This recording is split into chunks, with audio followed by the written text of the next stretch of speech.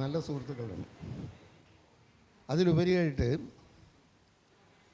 ഞങ്ങൾ രണ്ടുപേരും 2 ചിത്രങ്ങളിലും ഒരുമിച്ച് പ്രവർത്തിക്കുകയും ചെയ്തിട്ടുണ്ട്.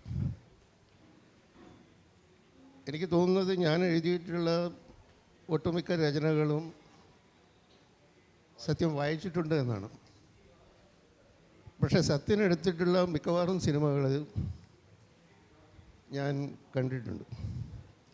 അപ്പോൾ അതിൽ സത്യൻ്റെ പ്രമേയ പരിഗണനകൾ എന്താണ്, സത്യൻ്റെ ആഖ്യാന രീതി എന്താണ്, അഭിനേതാക്കളെ കൈകാര്യം ചെയ്യുന്ന രീതി എന്താണ്, സത്യൻ സീനുകൾ രൂപപ്പെടുത്തുന്നത് എങ്ങനെയാണ്, അവ ചിത്രീകരിക്കുന്നത് എങ്ങനെയാണ് തുടങ്ങിയിട്ടുള്ള കാര്യങ്ങളെക്കുറിച്ച് എനിക്ക് വളരെ അടുത്ത് നിന്ന് കണ്ടിട്ടുള്ളതിൻ്റെ പേരിൽ വളരെ നല്ല ധാരണയുണ്ട്. അപ്പോൾ ഇവിടെ പക്ഷേ അല്പം സങ്കീർണമായിട്ടുള്ളൊരു വിഷയമാണ് ഇവിടെ ചർച്ച ചെയ്യാനുള്ളത്. ആഖ്യാനം സാഹിത്യത്തിലും സിനിമയിലും ആദ്യം ഉണ്ടായത് സാഹിത്യമാണ് എന്ന് എല്ലാവർക്കും അറിയാം. സിനിമ ഉണ്ടായത് അത് കഴിഞ്ഞാണ്. അപ്പോൾ ഈ ആഖ്യാനത്തിൽ സാഹിത്യത്തിലെ സിനിമയിലെ ആഖ്യാനവും തീർച്ചയായിട്ടും വ്യത്യസ്തങ്ങളായിട്ടുള്ള രീതിയിലാണ് ഉള്ളത്. ഇപ്പോൾ വളരെ സാങ്കേതികമായിട്ട് പറഞ്ഞാലും സാഹിത്യത്തിലെ ആഖ്യാനത്തിന് ഒരു 3 രീതികളുണ്ട് സാധാരണ ചെയ്യുന്നത്. നമുക്കെല്ലാവർക്കും അറിയാവുന്നതാണത്. ഇപ്പോൾ ഫസ്റ്റ് പേഴ്സൺ സിംഗുലറിലും പ്ലൂരലിലും, സെക്കൻഡ് പേഴ്സണിലും, തേർഡ് പേഴ്സണിലും ലോകത്തിൽ ഉണ്ടായിട്ടുള്ള മിക്കവാറും സാഹിത്യ രചനകൾ ചെയ്തിട്ടുള്ളത് ഈ പ്രഥമ പുരുഷനിലാണ്, തേർഡ് പേഴ്സണിലാണ് ചെയ്തിട്ടുള്ളത്. അയാൾ, അവൻ, അത്, അവൾ എന്നൊക്കെയുള്ള രീതിയിലാണ് മിക്കവാറും നറേറ്റ് ചെയ്തിട്ടുള്ളത്. അത് ആരുടെ ഒരു കർത്തൃകത്തെ ഇത് കഥ ആഖ്യാനം ചെയ്യുന്നു എന്നുള്ളതാണ് യഥാർത്ഥത്തിൽ പ്രധാനം. അപ്പോൾ അത് ഇപ്പം സെക്കൻഡ് പേഴ്സണിൽ ഇപ്പം മലയാളത്തിൽ സമീപകാലത്ത് വന്നിട്ടുള്ള ഒരു നോവലുണ്ട്, എം മുകുന്ദൻ്റെ നിങ്ങൾ എന്ന് പറയുന്ന നോവൽ. അത് സെക്കൻഡ് പേഴ്സണിൽ ഒരാളെ അഭിസംബോധന ചെയ്തുകൊണ്ടാണ് ചെയ്തിട്ടുള്ളത്. അതേസമയത്ത് പല നോവലുകൾ, ഇപ്പം ഞാൻ എഴുതിയിട്ടുള്ള അവനവൻ്റെ ആനന്ദം കണ്ടെത്താനുള്ള വഴികളെന്ന് പറയുന്ന നോവൽ, അതിൽ ഫസ്റ്റ് പേഴ്സൺ സിംഗുലറിലാണ് നറേറ്റ് ചെയ്തിട്ടുള്ളത്, ഞാൻ എന്ന് പറഞ്ഞത്. അപ്പോൾ ആ ഏത് കർത്തൃത്വത്തിൽ ഇത് നറേറ്റ് ചെയ്യുന്നു എന്നുള്ളതാണ് ഈ സാഹിത്യത്തിലെ ആഖ്യാന ഘടന പ്രധാനമായിട്ടും. മുഴുവനാണെന്ന് ഞാൻ പറയില്ല, പക്ഷെ അത് പ്രധാനമായിട്ടും നിർണ്ണയിക്കുന്നത് ഏത് കർത്തൃത്വത്തിലാണത്. ഞാനാണോ, അയാളാണോ, അവനാണോ, അവളാണോ, അവരാണോ, നിങ്ങളാണോ എന്നുള്ളതാണ് വളരെ പ്രധാനപ്പെട്ട ഒരു കാര്യം. അപ്പോൾ ഇതിൽ നിന്നും ഉപരിയായിട്ട്, ഇതിന് വ്യത്യസ്തമായിട്ട് സാഹിത്യത്തിൻ്റേത് മാത്രമായിട്ടുള്ള നിരവധി സങ്കേതങ്ങളുണ്ട്. അതിൽ പ്രധാനമായിട്ടുള്ള ഒന്നാണ് ഇൻറ്റീരിയർ മൊണോലോഗ് എന്ന് പറയുന്നത്. ഇൻറ്റീരിയർ മൊണോലോഗ് അതിൽ ഏറ്റവും നന്നായിട്ട് സമർത്ഥമായിട്ട് അത് എഴുതിയിട്ടുള്ളത് ജെയിംസ് ജോയ്സാണ്. ജെയിംസ് ജോയ്സിൻ്റെ 1922 പുറത്തിറങ്ങിയ യൂളിസസ് എന്ന് പറയുന്ന നോവൽ, അത് ഒരു ആഖ്യാന കലയുടെ, നമ്മുടെ നോവലിൻ്റെ ആഖ്യാന കലയിലെ അസാധാരണമായിട്ടുള്ള ഒരു സൃഷ്ടിയാണ്. അതുകൊണ്ടാണ് അത് 100 വർഷമൊക്കെ കഴിഞ്ഞിട്ട് ഇപ്പോഴും നമ്മളതിൻ്റെ ചർച്ച ചെയ്യുന്നത്. അത് ഏതൊക്കെ രീതിയിലാണ് അതിൻ്റെ അധ്യായങ്ങൾ ചിട്ടപ്പെടുത്തിയിട്ടുള്ളതെന്നുള്ളത് ശരിക്കും നോവൽ കലയെക്കുറിച്ച് പഠിക്കേണ്ടതാണ്, സൂക്ഷ്മമായിട്ട് പഠിക്കേണ്ടതെന്നാണ്. അപ്പോൾ അതിൻ്റെ അവസാനത്തെ അധ്യായം, 18ാമത്തെ അധ്യായം എന്ന് പറയുന്നത് ശരിക്കും പറഞ്ഞാൽ ലിയോപോൾഡ് ബ്ലൂമിൻ്റെ ഭാര്യ മോളി ബ്ലൂമിൻ്റെ നീണ്ട ഈ വിരാമചിഹ്നങ്ങളില്ലാത്ത ഒരു സ്വഗതാഖ്യാനമാണ്.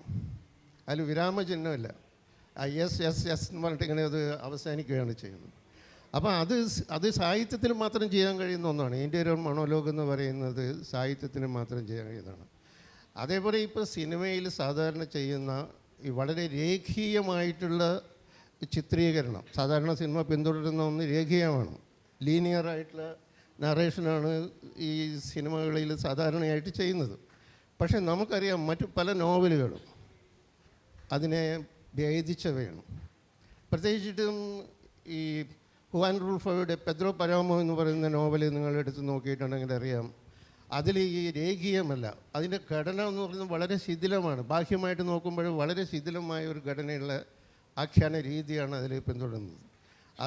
അതിനകത്ത് സംഭാഷണങ്ങളുണ്ട്, ആ, സ്വഗതാഖ്യാനങ്ങളുണ്ട്, വിവരണങ്ങളുണ്ട്, ആരാണത് പറയുന്നത് എന്ന് പോലും നമുക്ക് മനസ്സിലാക്കാൻ പറ്റാത്ത രീതിയിലാണ് ആ നോവലിൽ ആഖ്യാനം നിർവഹിച്ചത്. പക്ഷേ അതിൻ്റെ ഉള്ളിലൊരു ഭാവദാർഢ്യം അതിന് ആ നോവലിന് ഉണ്ട്.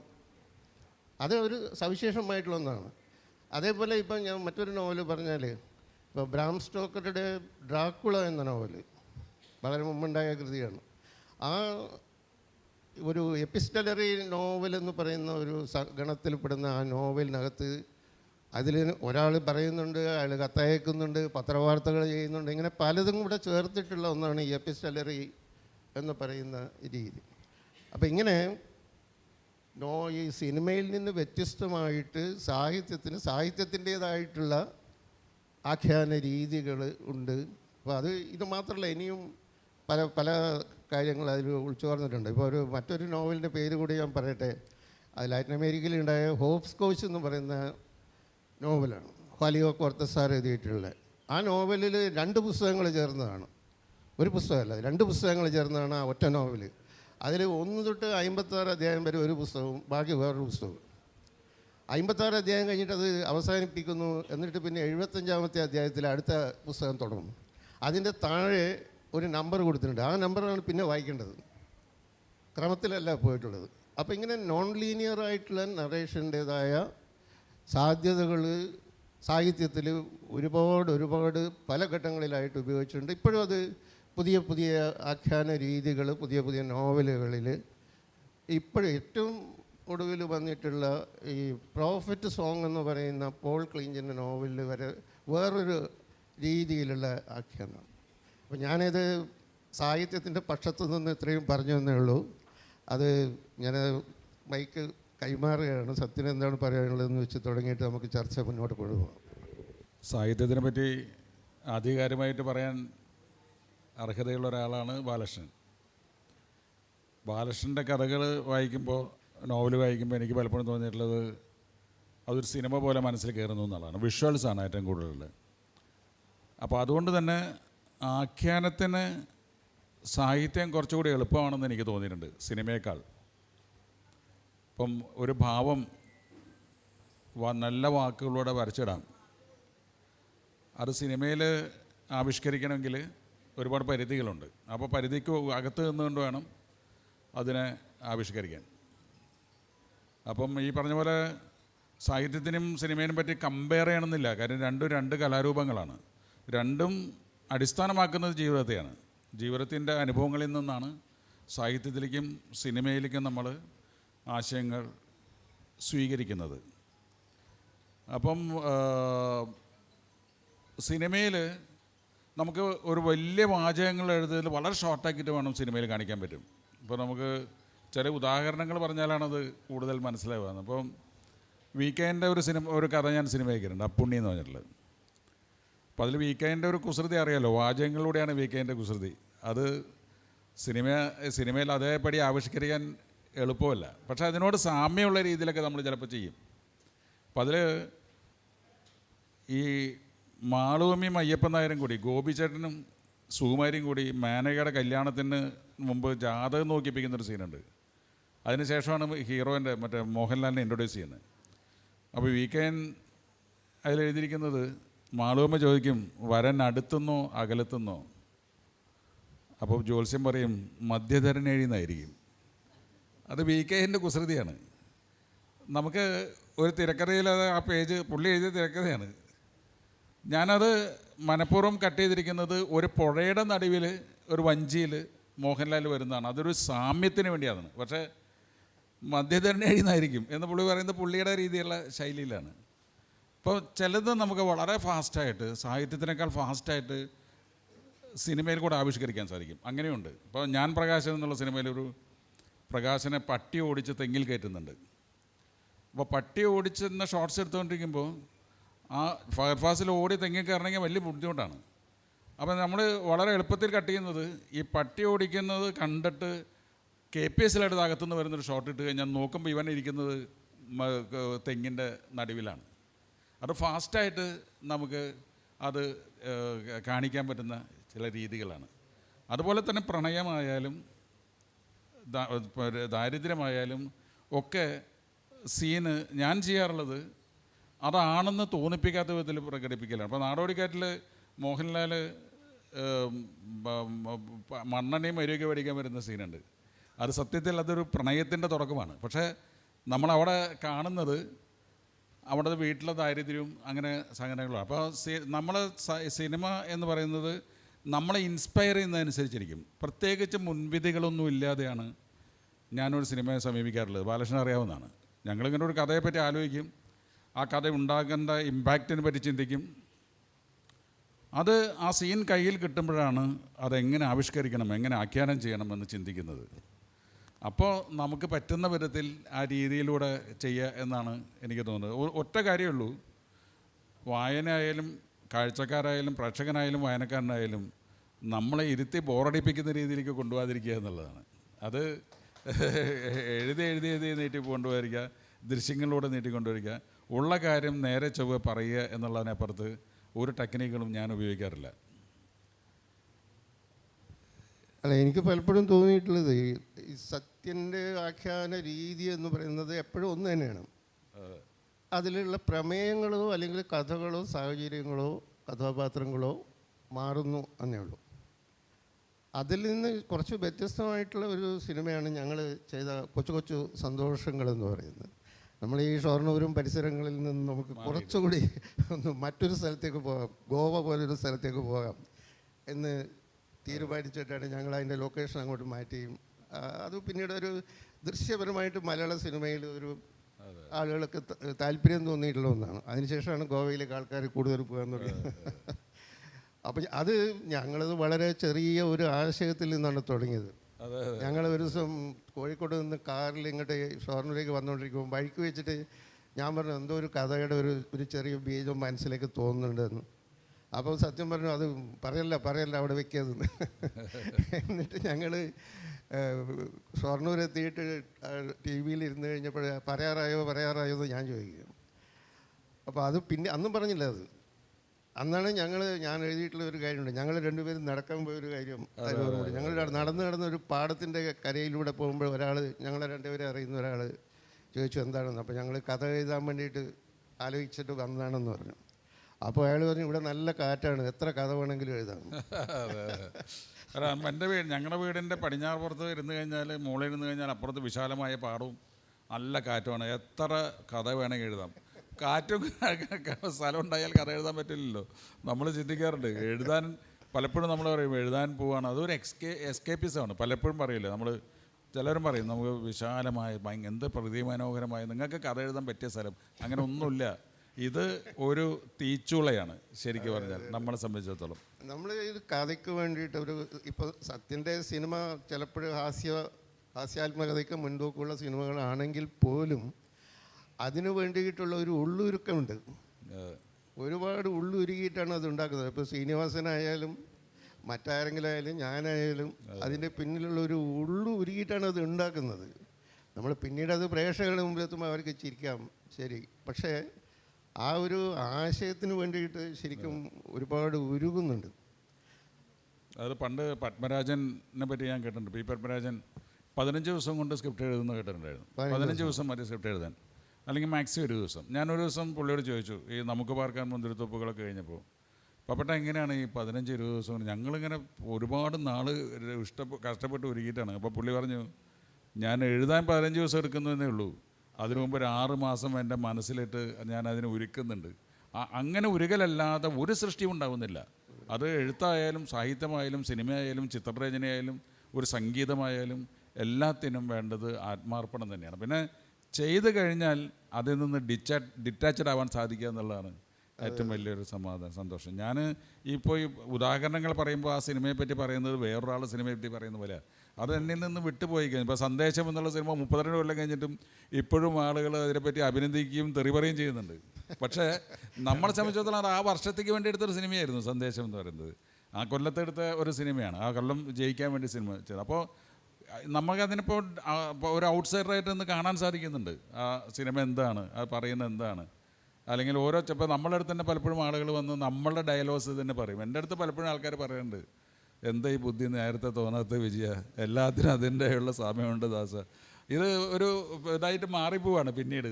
പബ്ലിക്കിൻ്റെ നമ്മൾ കാറ്റത്ത് പറത്തി വിട്ടുന്ന പട്ടം പോലെയാണ് ഓരോ സിനിമയും. അതിങ്ങനെ പറക്കട്ടെ. നിങ്ങൾക്ക് എന്തെങ്കിലും 1 മണിക്കൂറേ ഇവിടെ സമയമുള്ളൂ. അതുകൊണ്ട് ഞങ്ങളിങ്ങനെ സംസാരിച്ചാൽ ഞങ്ങൾ ചായ കുടിക്കാൻ പോകുമ്പോഴും നടക്കാൻ പോകുമ്പോഴൊക്കെ ഇതുപോലെ സംസാരിക്കാറില്ല. അപ്പോൾ സംസാരിക്കാതെ ഇങ്ങനെ കണ്ടമാനം പോവും. നമുക്കത് വേണ്ട. പ്രത്യേകിച്ചും ഇന്ന് നമ്മുടെ ഏറ്റവും വലിയ സന്തോഷം വെച്ചാൽ പല സ്ഥലത്തും ലിറ്ററേച്ചർ ഫെസ്റ്റ് നമ്മൾ കാണാറുണ്ടെങ്കിലും തൃശ്ശൂർ ഉണ്ടാവാറില്ല. അത് സാഹിത്യ അക്കാദമി തൃശ്ശൂർ സംഘടിപ്പിക്കാൻ സാധിച്ചു എന്നുള്ളത് ഒരു നല്ല തുടക്കമായിട്ടും വലിയൊരു അഭിമാനമായിട്ട് തൃശ്ശൂർക്കാരെന്നുള്ള നമുക്ക് തോന്നുന്നു. അപ്പോൾ അതിലൂടെ നമുക്ക് കൂടുതൽ ആളുകളെ കാണാനും സംവദിക്കാനും സാധിക്കുന്നു എന്നുള്ള അവസരങ്ങൾക്കാണ് ഇത്തവണത്തെ നമ്മൾ പ്രാധാന്യം കൊടുക്കുന്നത്. എന്തെങ്കിലും നമുക്ക് ഷോർട്ടായിട്ട് 3 മണിക്കുള്ളിൽ തീരാവുന്ന വിധത്തിൽ എന്തെങ്കിലും ചോദിക്കാനുണ്ടെങ്കിൽ ചോദിച്ചാൽ നമുക്ക് അതിനെപ്പറ്റി കുറച്ചുകൂടി, അല്ലെങ്കിൽ നമ്മൾ പറയും മാഷും നിങ്ങൾ കുട്ടികളായിട്ട് മാറും. അത് ഈ സിനിമയിൽ, ലോക സിനിമയിൽ ഇപ്പം നമ്മൾ വളരെ വ്യത്യസ്തങ്ങളായ രീതിയിലുള്ള ആഖ്യാനങ്ങൾ നടത്തിയിട്ടുണ്ട്. ഒരേ രീതിയിലല്ല ഉള്ളത്. അപ്പം നമുക്ക് നമ്മുടെ ഒരു സംവിധായകർ ഒരേ രീതിയിൽ ചെയ്യുന്ന സംവിധായകരുണ്ട്, പല രീതികളിൽ ചെയ്യുന്ന സംവിധായകരുണ്ട്. ഇപ്പോൾ സത്യജിത്രയെ പറഞ്ഞാൽ സത്യജിത്രയുടെ പല സിനിമകളും പല വ്യത്യസ്തമായ ശൈലികൾ ചെയ്തിട്ടുണ്ട്. ഒരേ രീതിയിലല്ല അദ്ദേഹം ചെയ്തിട്ടുള്ളത്.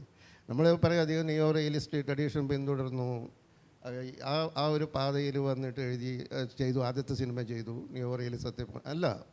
സത്യജിത്ര നിയോ റിയലിസം സിനിമയല്ല ചെയ്തില്ല. അയാൾ ഫാൻറ്റസി ചെയ്തിട്ടുണ്ട്, സാമൂഹിക സിനിമകൾ ചെയ്തിട്ടുണ്ട്, ഹിസ്റ്റോറിക്കലായിട്ടുള്ള സിനിമകൾ ചെയ്തിട്ടുണ്ട്. പല രീതിയിലുള്ള നറേറ്റീവ് ടെക്നിക്കുകൾ സത്യജിത്ര സിനിമയിൽ പരീക്ഷിച്ചിട്ടുണ്ട്. അത് ഒരു രീതിയിലല്ല, ഏകമുഖ സംവിധായകനായിരുന്നില്ല സത്യജിത്ര. അതേപോലെ മറ്റ് പലരും നിരന്തരമായിട്ട് ഈ ആഖ്യാനത്തിൽ പരീക്ഷണം നടത്തിയിട്ടുള്ള നിരവധി പേരുണ്ട്. ഇപ്പോൾ 2022 സിനിമയെ വിട്ടു പിരിഞ്ഞ, സ്വയം ജീവനൊടുക്കിയ ഴാങ് ലുക് ഗോദാദ്, ഫ്രഞ്ച് ഡയറക്ടർ, അദ്ദേഹത്തിൻ്റെ സിനിമകൾ 50ഓളം സിനിമകൾ ചെയ്തിട്ടുണ്ട്, 50ലധികം സിനിമകൾ ചെയ്തിട്ടുണ്ടെന്ന് തോന്നുന്നു. അപ്പോൾ അദ്ദേഹത്തിൻ്റെ സിനിമകൾ പലതും ഇപ്പോൾ ഗുഡ് ബൈ ടു ലാംഗ്വേജ് എന്ന് പറയുന്ന സിനിമ, നമ്മളൊരു സിനിമയെക്കുറിച്ച് നമ്മുടെ സാധാരണ ഒരു സങ്കല്പം വെച്ചിട്ടുണ്ട് നമുക്ക് ആ സിനിമയെ സമീപിക്കാൻ പോലും പറ്റുകയില്ല. കാരണം അത് പൂർണ്ണമായിട്ട് ഒരു എസ്സേ ഫിലിം, ഒരു പ്രബന്ധ ചിത്രമാണ്. എന്നാൽ പോലും അതിൻ്റെ ഘടന വളരെ വ്യത്യസ്തമാണ്. ഒരു കഥാപാത്രത്തെ അല്ലെങ്കിൽ ഒരു സംഭവങ്ങളെ ഫോളോ ചെയ്യുന്നു, വീണ്ടും അതേ കഥാപാത്രങ്ങളെ വീണ്ടും ഫോളോ ചെയ്യുന്നു, അതേപോലെ ഇങ്ങനെ പല വ്യത്യസ്തങ്ങളായിട്ടുള്ള രീതിയിലുള്ള ആഖ്യാന ശൈലികൾ അദ്ദേഹം ചെയ്തിട്ടുണ്ടായിരുന്നു. അപ്പോൾ അത് നമ്മുടെ സിനിമയിൽ എന്തൊക്കെ സാധിക്കാം എന്നുള്ളതിനൊരു ഉദാഹരണമാണ്. അതേപോലെ തന്നെ ഇപ്പോൾ നോവലിൽ എന്തെല്ലാം സാധിക്കാം എന്നുള്ളതിൻ്റെ ഒന്നാമതൊരു ഉദാഹരണമാണ് പെദ്രോ പരാമോ എന്ന് പറയുന്ന നോവൽ. അപ്പോൾ അത് മലയാളത്തിലേക്ക് വിവർത്തനം ചെയ്ത വിലാസിനി, എനിക്ക് വളരെ ആദരവ് ഉണ്ട് അദ്ദേഹത്തോട്, വിലാസിനോട് എന്നോട് വലിയ ഇഷ്ടമായിരുന്നു. അപ്പോൾ വിലാസിനി ഒരിക്കൽ ആ പുസ്തകത്തിൻ്റെ ആമുഖത്തിൽ വളരെ നീണ്ട ഒരു ലാറ്റിൻ അമേരിക്കൻ നോവലിൻ്റെ സാഹിത്യത്തിൻ്റെ ചരിത്രം മുഴുവൻ പ്രതിപാദിക്കുന്ന അതിദീർഘമായിട്ടുള്ള ഒരു അവതാരിക എഴുതിയിട്ടുണ്ട് അതിന് വിലാസിന്. അതിൽ അദ്ദേഹം ചോദിക്കുന്നുണ്ട്, ഈ പെദ്രോ പരാമോയെക്കുറിച്ച് പറയുമ്പോഴേ നോവൽ ഇതിലപ്പുറം എങ്ങോട്ട് പോകാനാണെന്നാണ്. 67 പെദ്രോ പരാമോ ഇറങ്ങിയത്. പക്ഷേ അതിനുശേഷം നോവൽ മുന്നോട്ട് പോയിട്ടുണ്ട്. നോവൽ പല രീതിയിൽ, ഇപ്പോൾ ഓരോ വർഷവും ഉള്ള നോവലുകൾ നമ്മൾ വായിച്ചാൽ, ബുക്കർ പ്രൈസ് കിട്ടിയിട്ടുള്ള നോവലുകൾ, ഇപ്പോൾ ഗീതാഞ്ജലി ശ്രീയുടെ നോവലെടുത്ത് വായിച്ചാൽ തന്നെ അറിയാം, അത് നമ്മൾ മുമ്പേ പറയുന്ന രീതിയിലുള്ള ഒരു ആഖ്യാനമല്ല ഗീതാഞ്ജലി ശ്രീ അതിനകത്ത് നടത്തിയിട്ടുള്ളത്. വളരെ വ്യത്യസ്തമായ രീതിയിലാണ് ഗീതാഞ്ജലി അതിൽ നോവലിനെ സമീപിച്ചിട്ടുള്ളത്. അതേപോലെ നൊബേൽ പുരസ്കാരം കിട്ടിയിട്ടുള്ള പലരും ഈ പുസ്തകങ്ങൾ എഴുതിയിട്ടുള്ളത്, അല്ലെങ്കിൽ അവരുടെ പുതിയ പുസ്തകങ്ങൾ എഴുതിയിട്ടുള്ളത്, ഓൾഗ ടൊക്കാർചോക്കിൻ്റെ ഫ്ലൈറ്റ്സ് പോലുള്ള നോവൽ എടുത്തു നോക്കിയാൽ അറിയാം. അതിലൊക്കെ ഈ നോവൽ എന്ന് പറയുന്ന ആഖ്യാന കലയെ നവീകരിക്കാനുള്ള ശ്രമം ഓരോ നോവലും നടത്തുന്നുണ്ട്. ഒരേ പാറ്റേൺ നമ്മൾ അംഗീകൃതമായിട്ടുള്ള ഒരു ഘടന പിന്തുടരുകയല്ല നോവലുകൾ ചെയ്യുന്നു. ഇപ്പം നമ്മുടെ ഭാഷയിൽ ഒരേ രീതിയിൽ എഴുതുന്നവരുണ്ട്, ഒരേ പാറ്റേൺ പിന്തുടരുന്ന ആളുകളുണ്ട്, അല്ലെങ്കിൽ 2 പാറ്റേൺ വെച്ചിട്ട് ചെയ്തിട്ടുള്ള ആളുകളുണ്ട്. പക്ഷേ ലോക നോവൽ ആകെ കൂടി നോക്കുമ്പോൾ അത് പുതിയ ആഖ്യാന രീതികൾ പരീക്ഷിക്കാൻ വേണ്ടിയിട്ടാണ് ചെയ്യുന്നതാണ്. ഓരോ നോവലും എനിക്ക് തോന്നുന്നു വളരെ വിസ്മയമായിട്ടാണ് എനിക്ക് തോന്നുന്നത്. പുതിയ ഓരോ പുസ്തകങ്ങൾ വായിക്കുമ്പോഴും, ഇപ്പോൾ ഈ പോൾ ക്ലിഞ്ചിൻ്റെ ഈ പുതിയ പുസ്തകം വായിക്കുമ്പോൾ നമ്മളത് ഒരു വിസ്മയമാണ്. അതിൻ്റെ ഒരു രീതി തന്നെ നമുക്ക് വിസ്മയമാണ്. അങ്ങനെ ഓരോ നോവലും അതിൻ്റെ ആഖ്യാനത്തിൽ. അപ്പോൾ സാഹിത്യം എപ്പോഴും അതിൻ്റെ ആഖ്യാന കലയെ നവീകരിച്ചുകൊണ്ടേയിരിക്കുന്നുണ്ട്. ഇത് ലോക സിനിമയിലും ഇത് സംഭവിക്കുന്നുണ്ട്. എപ്പോഴും ഒരുപാട് പുതിയ സംവിധായകർ ചെയ്യുന്നുണ്ട്. അവരുടെ രീതികൾ ഒരു നമ്മൾ അംഗീകരിച്ച നമ്മുടെ ഒരു കലാബോധം അംഗീകരിക്കുന്ന രീതികളുടെ അപ്പുറത്തേക്ക് പോവുകയും പുതിയ പുതിയ ആഖ്യാന രീതികൾ സിനിമയിലും ചെയ്തുകൊണ്ടിരിക്കുന്നത്. അത് നമ്മുടെ മലയാള സിനിമയിലും അംഗീകാരമായിട്ടൊക്കെ ചിലപ്പോഴൊക്കെ കാണാം എന്നാണ് ഞാൻ വിശ്വസിക്കുന്നത്. പക്ഷെ അത് ഇപ്പോൾ സത്യനെ പോലുള്ള ഒരു കുടുംബ സദസ്സുകൾക്ക് സ്വീകാര്യനായ ഈ കൊമേഴ്സ്യലായിട്ടുള്ള അല്ലെങ്കിൽ വ്യാപാര മൂല്യമുള്ള, അതായത് നമ്മൾ വിജയിക്കണം എന്ന് ആഗ്രഹിക്കുന്ന തരത്തിലുള്ള സിനിമകൾ എടുക്കുമ്പോൾ ആ സിനിമകൾക്ക് കൃത്യമായിട്ടുള്ള ഒരു രീതിശാസ്ത്രം എന്നാണ് പറയേണ്ടത് ഉണ്ടാവും, കൃത്യമായിട്ടുള്ള. അപ്പോൾ അതിൽ നിന്ന് വിട്ടുപോകാൻ പക്ഷേ ഇതുപോലുള്ള ഒരു എസ്റ്റാബ്ലിഷ്ഡ് ആയിട്ടുള്ള സംവിധായകന് പ്രയാസമുണ്ടാവും. കാരണം അതൊരു പ്രതീക്ഷയാണ്, ആളുകളുടെ പ്രതീക്ഷ. സത്യൻ അന്തിക്കാട് ഇങ്ങനെയുള്ള ഒരു സിനിമയാണ് ചെയ്യുക. സത്യൻ അന്തിക്കാടിന് ലിജോ ജോസ് പെല്ലിശ്ശേരിയുടെ തരത്തിലുള്ള ഒരു സിനിമ ചെയ്യാൻ വേണ്ടി പറ്റുകയില്ല. ഉദാഹരണത്തിന് സത്യൻ്റെതായിട്ടുള്ള ഒരു രീതിയുണ്ട്, അത് സ്വീകരിക്കുന്നവർക്കത് സ്വീകാര്യമാണ് പക്ഷേ ഇപ്പോഴും ഇത്രയും കാലത്തിന് ശേഷം 50 പടം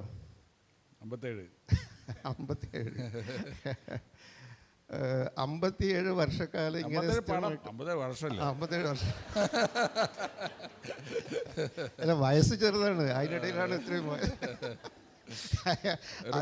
ഒരു കൊല്ലത്തെ 3-4 പടം ചെയ്തിട്ടുണ്ട് പണ്ട്. അതെ അതെ അതെ അതെ. അത് പല രീതിയിലുള്ള പടങ്ങളുണ്ട്. അത് നമ്മുടെ സിനിമയിലെ പാട്ടുകളൊക്കെ ഇപ്പം ഞാൻ കല്യാണം കഴിച്ചിട്ട് ആദ്യം കാണാൻ പോയത് സത്യൻ്റെ സിനിമയാണ്. അത് പിന്നെ നമ്മുടെ കണ്ണോട് കണ്ണായ സ്വപ്നങ്ങൾ, കാതിലൊരു കിന്നാരും എന്ന് പറഞ്ഞ പടത്തിൽ. അപ്പോൾ ഇത് നമ്മൾ സീരിയസ് ആയിട്ടുള്ള സിനിമകൾ കാണുന്ന കൂട്ടത്തിൽ തന്നെ ഈ രീതിയിലുള്ള സിനിമകളാണ്. ഇപ്പോൾ ശ്രീനിവാസൻ നമ്മുടെ വളരെ അടുത്ത ആളാണ് ഞങ്ങളുടെയൊക്കെ. അപ്പോൾ ശ്രീനി ചെയ്യുന്ന സിനിമകളൊക്കെ നമ്മൾ കാണാറുണ്ടായിരുന്നു. അപ്പോൾ അതിലെ സംഭാഷണങ്ങൾ പുറത്ത് വയ്ക്കുക, അതിനൊക്കെയുള്ള ഈ നമ്മുടെ സിനിമയിൽക്ക് അപ്പുറത്തൊക്കെയുള്ള ഒരു മൂല്യം അതിനകത്തൊക്കെ ഉണ്ട്, രാഷ്ട്രീയ മൂല്യം. നമ്മൾ ഈ പോളണ്ടിനെ കുറിച്ച് ഒന്നും പറയരുത് എന്നൊക്കെ പറയുന്ന ആ രീതിയിലുള്ള സംഭാഷണങ്ങൾക്ക് വലിയ രാഷ്ട്രീയ മൂല്യമുണ്ട്. അത് ഇപ്പോൾ സന്ദേശം എന്ന സിനിമയിലെ ഡയലോഗ്സ്, സന്ദേശത്തിൽ മാത്രമല്ല എല്ലാ സിനി എഴുതിയിട്ടുള്ള മിക്കവാറും സിനിമകളിലുള്ള പുള്ളിയുടെ ഒരു രാഷ്ട്രീയ ബോധ്യങ്ങളുണ്ട്, ഒരു സാമൂഹിക ബോധ്യങ്ങളുണ്ട്. അതിനോടനുബന്ധിച്ച് പറയാവുന്ന ഒരു കാര്യം എന്ന് പറയുന്നത്, ഇത് വളരെ ഗൗരവമായിട്ടുള്ള സംഗതിയാണ്. അതായത് നമ്മുടെ വിഷയം ആഖ്യാനമാണല്ലോ, എങ്ങനെ ആഖ്യാനിക്കുന്നു എന്നുള്ളതാണ്. ഞാൻ പറഞ്ഞിട്ടുള്ള പല സിനിമകളും സീരിയസ് വിഷയങ്ങളാണ്. പക്ഷേ കോമഡി ഡയറക്ടറായിട്ടാണ് നമ്മൾ പലപ്പോഴും അറിയുന്നത്, തമാശയ്ക്ക് വേണ്ടിയിട്ടുള്ള ഡയറക്ടറാണ്. അപ്പോൾ നമ്മളൊരു വിഷയം എങ്ങനെ പറയുന്നു എന്നതിനെ അടിസ്ഥാനപ്പെടുത്തിയിരിക്കും അത് വായിക്കുമ്പോൾ അല്ലെങ്കിൽ കാണുമ്പോൾ നമുക്കുണ്ടാകുന്ന വ്യത്യാസം. ഇപ്പം വരവേൽപ്പ് എന്നുള്ള സിനിമ ഒരു ബസ് വാങ്ങിച്ച് കഷ്ടത്തിലായ ഒരു പാവം ബസ് മുതലാളിയുടെ ധർമ്മസങ്കടത്തിൻ്റെ കഥയാണ്. അത് ആ രീതിയിൽ തന്നെ പ്രസൻറ്റ് ചെയ്താൽ ചിലപ്പോൾ ഇത്രയും കൂടുതൽ പോപ്പുലർ ആവില്ല. ആളുകൾ അതിൻ്റെ ഒരു വിഷയം കണ്ട് കുറച്ച് നാൾ കണ്ട് കുറേ സീരിയസ് ആയിട്ടുള്ള വിഷയമാണ്. ഞാൻ പറഞ്ഞിട്ടുള്ള പല വിഷയങ്ങളും സീരിയസ് ആണ്. ഞാനും ശ്രീനിവാസനും കൂടി ഇരുന്ന് ആലോചിക്കുമ്പോൾ തൊഴിലില്ലായ്മയുടെ കഥകളാണ് ഒരിക്കൽ പറഞ്ഞിരുന്നത്. നാടോടിക്കാറ്റ് തൊഴിലില്ലായ്മയുടെ വിഷയമാണ്. ഗാന്ധിനഗർ സെക്കൻഡ് സ്ട്രീറ്റ് ഒരു സ്വന്തം കാമുകിയുടെ കോളനിയിൽ ഗൂർഖയായി നിൽക്കേണ്ടി വരുന്ന ഒരുത്തൻ്റെ ഗതികേടാണ്. ഇതിലെല്ലാം സീരിയസ് ആയിട്ടുള്ള ഡയലോഗ് നല്ല അസൽ ഗൂർഖാണ്. ഓക്കെ, അതെ. നല്ല അപ്പോൾ ഇതൊക്കെ അപ്പോൾ ഇതെങ്ങനെ പറയുന്നു എന്നുള്ളതനുസരിച്ചിരിക്കും. നമുക്ക് പ്രസംഗങ്ങൾ പോലും അങ്ങനെയുള്ളൂ. അപ്പോൾ എന്തുകൊണ്ടാണ് നമ്മൾ സുകുമാറായിക്കൊണ്ട് പ്രസംഗം ആസ്വദിക്കുന്നത്? അതിൻ്റെ ഇടയിൽ ചില നർമ്മങ്ങളുള്ളതുകൊണ്ടാണ്. പലപ്പോഴും ആ നർമ്മത്തിൽ പൊതിഞ്ഞുകൊണ്ട് ഒരു സീരിയസ് വിഷയം പ്രസൻറ്റ് ചെയ്യുമ്പോൾ അത് നമ്മുടെ ഉള്ളിലേക്ക് പെട്ടെന്ന് കയറും. ഈ കെ നായനാർ പ്രസംഗിച്ചാൽ ആ പ്രസംഗം കേൾക്കാൻ നമുക്ക് പോകാൻ തോന്നും. അദ്ദേഹത്തിൻ്റെ സംസാരത്തിൽ നർമ്മമുണ്ട്. അപ്പോൾ അതുപോലെയാണ് ഏത് വിഷയവും എങ്ങനെ പറയുന്നു എന്നുള്ളതനുസരിച്ചിട്ടിരിക്കും. ഇപ്പോൾ ബാലകൃഷ്ണൻ്റെ പരിമള പർവ്വതം എന്നുള്ള നോവലിനെ പറ്റി അധികം ആൾക്കാർ പറഞ്ഞിട്ടുണ്ടോ എന്ന് എനിക്കറിയില്ല. ഞാനത് വായിച്ചിട്ട് ഒരു അർദ്ധരാത്രി 2 മണിക്കോ 1:30 മറ്റോ ബാലകൃഷ്ണൻ വിളിച്ചിട്ടുണ്ട്. കാര്യം അതിൻ്റെ ഉള്ളിൽ ഉള്ള വിഷ്വൽസും സാധനങ്ങളൊക്കെ അതെങ്ങനെ പ്രസൻറ്റ് ചെയ്യുന്നു എന്നുള്ളതാണ് അല്ലേ. അപ്പം നമുക്കൊരു വിഷയം തന്നെ, ഇപ്പം തൊഴിലില്ലാത്ത, ഇപ്പോൾ ശമ്പളം അധികമില്ലാത്ത ഒരുത്തൻ ജീവിതം 2 അറ്റം മുട്ടിക്കാൻ പാടുപെടുന്നതിൻ്റെ ഒരു കഥയായിരുന്നു ടി പി ബാലഗോപാലൻ എം എന്ന് പറയുന്നത്. അത് ഹ്യൂമറസായിട്ട് പ്രസൻറ്റ് ചെയ്യുമ്പോഴാണ് ആളുകളുടെ ഉള്ളിലേക്ക് കയറുന്നത്. അപ്പം ഞാൻ ഉപയോഗിക്കുന്ന ഒരു ആഖ്യാന രീതി വളരെ ഗൗരവമുള്ള വിഷയങ്ങൾ ലൈറ്റായിട്ട് പറയുക എന്നുള്ളതാണ്. നമുക്ക് വലിയ സങ്കടം തന്നെ ചെറുതായിട്ട് ലൈറ്റായിട്ട് പറഞ്ഞാൽ നമ്മുടെ ഉള്ളിലേക്ക് കൂടുതൽ കയറും. അതിന് കുറേ ഗ്ലിസറീനൊക്കെ ഒഴിച്ച് കണ്ണീരോട് കൂടിയിട്ട് പറഞ്ഞാൽ ചിലപ്പോൾ കയറില്ല. അപ്പോൾ അതൊരു ആഖ്യാന രീതിയാണ്. അപ്പോൾ ഓരോരുത്തരും അറിയാതെ തിരഞ്ഞെടുക്കുന്ന രീതിയാണ് കേട്ടോ അത്. നമുക്ക് മറ്റല്ലാത്തത് സീരിയസ് ആയിട്ടാണെങ്കിൽ എടുക്കാൻ പറ്റില്ല. ഇപ്പോൾ ഇരട്ടക്കുട്ടികളുടെ അച്ഛൻ എന്നുള്ള കഥ ഞാനൊരിക്കൽ കറണ്ട് ബുസ്സിൽ പോയിട്ട് വാങ്ങിച്ചതാണ്. അന്ന് എനിക്ക് ഇരട്ടക്കുട്ടികളുണ്ടായ സമയമാണ്. എനിക്ക് ഇരട്ടക്കുട്ടികളുണ്ട്, അഖിലും അനൂപും. അപ്പോഴാണ് ഞാൻ ആ കഥ വായിച്ചപ്പോൾ അതിലൊരു സിനിമാ സാധ്യത നമുക്ക് മനസ്സിലാവുന്നത്. പക്ഷേ ബാലകൃഷ്ണൻ എഴുതിയിട്ടുള്ള തീവ്രമായ ഒരു കഥയാണ്. അതിനെ ലൈറ്ററായിട്ടാണ് ഞാനും ശ്രീനിവാസനും കൂടി പ്രസൻറ്റ് ചെയ്തിട്ടുള്ളത്. അത് ഞങ്ങളുടെ അവതരണത്തിൻ്റെ രീതിയാണ്. അത് വേറൊരു ഡയറക്ടറാണ്, ഇപ്പോൾ KG ജോർജാണ് അത് ചെയ്തിട്ടുണ്ടെങ്കിൽ അങ്ങനെ ആയിരിക്കില്ല. ഓരോ കഥയും ഓരോ ഡയറക്ടേഴ്സ് എങ്ങനെ സമീപിക്കുന്നു എന്നനുസരിച്ചിരിക്കും. അപ്പോൾ അതുകൊണ്ട് ഈ ആഖ്യാനത്തിനെ പറ്റി പറയുമ്പോൾ സിനിമയിൽ ഞാൻ ഞാൻ ആവിഷ്കരിക്കാനുള്ള പലതും ജീവിതത്തിലെ തീക്ഷ്ണമായ നൊമ്പരങ്ങളാണ് കൂടുതൽ. പക്ഷേ സിനിമയിലൊരു രീതിയുണ്ട്, പെട്ടെന്ന് ബ്രാൻഡ് ചെയ്യപ്പെടും. ഇപ്പോൾ ഗ്രാമീണ സംവിധായകൻ എന്ന് പറഞ്ഞാൽ നേരെ അന്തിക്കാടിനെയാണ് പറയുന്നത്, സത്യന്തിക്കാടെന്ന് പറയും. ഞാൻ ഗ്രാമത്തിലല്ലാത്ത ധാരാളം കഥകളെടുത്തിട്ടുണ്ട്. പക്ഷേ ആ കഥാപാത്രങ്ങൾക്ക് ഗ്രാമീണ സ്വഭാവം ഉണ്ടാവും ചിലപ്പോൾ. അത് നമ്മൾ ജനിച്ച് വളർന്ന നാടിൻ്റെ, നമ്മൾ ജീവിക്കുന്ന അന്തരീക്ഷത്തിൻ്റെ ഒരു സ്വാധീനമാണ്. അപ്പം ഏതെല്ലാം സിനിമകൾ ചെയ്താലും നാട്ടിൻപുറത്തിൻ്റെ ഈ ലിജോ ജോസ് വലിയശ്ശേരി ഒരിക്കൽ പറഞ്ഞു, എന്നെ നേരിട്ട് ഒരു ഇൻ്റർവ്യൂവിലും പറഞ്ഞിരുന്നു, ആമേൻ എന്നുള്ള സിനിമ എടുക്കുന്ന സമയത്ത് എൻ്റെ ഏറ്റവും വെല്ലുവിളി സത്യന്തിക്കാണ്ട് ഗ്രാമത്തിലേക്ക് പോവാതിരിക്കുക എന്നുള്ളതാണ്. അതിനെ ബ്രേക്ക് ചെയ്യലായിരുന്നു ഒരു വെല്ലുവിളി എന്ന് പറഞ്ഞത്. അതുകൊണ്ടാണ് കായലും ഒക്കെ പുള്ളി ഉണ്ടാക്കിയെന്ന് പറഞ്ഞു. അപ്പോൾ അതുകൊണ്ട് അത് ബ്രാൻഡ് ചെയ്യപ്പെടുന്നതാണ്. അതൊരു നിലയ്ക്ക് സന്തോഷമാണ്, അതേസമയം ഒരു വലിയ പരിമിതിയാണ്. അല്ല, ഇതിലിപ്പോൾ ഇവിടെ സത്യം പറഞ്ഞ പോലെ ഇപ്പോൾ ഇരട്ടക്കുട്ടികളുടെ അച്ഛൻ എന്ന് പറയുന്ന അതിനകത്ത് ഒരു പ്രത്യേക വിഷയം ഉണ്ടായിരുന്നു. ഒരു പ്രത്യേക വിഷയം വെച്ചിട്ട് എഴുതിയ ഒരു നീണ്ട കഥയാണ് ശരിക്കത്. ഇരട്ടക്കുട്ടികൾ അതിൽ നിന്ന് ഒരാൾ പോകുന്നു, അത് എങ്ങനെ വീണ്ടെടുക്കപ്പെടും എന്നുള്ള ഒരു വിഷയം വെച്ചിട്ടാണ് ആ നോവൽ. ഇത് വളരെ ഗൗരവത്തിൽ എഴുതിയത്. അത് വളരെ സീരിയസ് ആയിട്ട് എഴുതിയ ഒരു സാധനമാണ്. ആളുകൾക്ക് ഭയങ്കര ഇഷ്ടപ്പെട്ട ഒന്നാണ് ആ നിലയ്ക്ക്, മറ്റൊരു നിലയ്ക്ക്. പക്ഷെ അത് നമ്മൾ ഈ നോവലിൽ അത് തുടങ്ങുന്നത് ഹോസ്പിറ്റലിൽ വെച്ചാണ്. ഹോസ്പിറ്റലിൽ ലേബർ റൂമിൻ്റെ പുറത്ത് അതിലെ നായകൻ നിൽക്കുന്ന സമയത്ത് തൊട്ടാണ് വളരെ നാടകീയമായിട്ടാണ് തുടങ്ങുന്നത്. അവിടെ പ്രസവം, പിന്നെ കുട്ടിയെ കൈമാറുന്നത്, അങ്ങനെയൊക്കെയുള്ള കാര്യങ്ങളാണ്. അത് സിനിമയായപ്പോൾ അത് സിനിയാണ് അതിൻ്റെ സ്ക്രിപ്റ്റ് ചെയ്തത്. ഞങ്ങൾ മൂന്നുപേരും ഒന്നിച്ച് ഇരുന്നിട്ടാണ് ഇതിങ്ങനെ ചെയ്തുകൊണ്ടിരിക്കുന്നത്, ഡെവലപ്പ് ചെയ്തുകൊണ്ടിരുന്നത്. അപ്പോൾ അത് സിനി അത് ആലോചിച്ചപ്പോഴത് അവർ ഒളിച്ചോടുന്നത് തൊട്ട് തുടങ്ങി. കല്യാണത്തിൻ്റെ തലേ ദിവസം മഞ്ജു വാര്യർ ജയറാമും കൂടി ഒളിച്ചോടുന്ന ഒരു ഇതിലാണ് തുടങ്ങുന്നത്.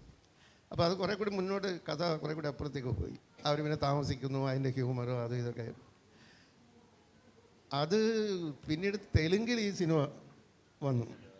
ഞാൻ ഹൈദരാബാദ് ഫെസ്റ്റിവലിലേക്ക് 96-ലാണെന്ന് തോന്നുന്നു. ഹൈദരാബാദ് ഫെസ്റ്റിവലിൽ ഞാൻ പോയപ്പോൾ അവിടെ ഈ ഒരു STD ബൂത്ത് പോയപ്പോഴേ ഞാൻ അവിടെ ഒരാൾ ചോദിച്ചു, എന്താണ് സിനിമ? ഞാൻ സിനിമ എഴുതുന്ന ഒരാളാണ്. അപ്പോൾ എൻ്റെ ഒരു സിനിമ തെലുങ്കിൽ വന്നിട്ടുണ്ടെന്ന് പറഞ്ഞു. തെലുങ്കനാണ്. അപ്പോൾ അയാൾ പറഞ്ഞു, എന്താണ്? ഞാൻ ഇങ്ങനെ അതിൻ്റെ കഥ ഇങ്ങനെ പറഞ്ഞപ്പോൾ അയാൾ പറഞ്ഞു, ഇത് ഇവിടെ വലിയ ഹിറ്റാണ് സാർ, ഊയല എന്നാണ് ആ സിനിമയുടെ പേര്.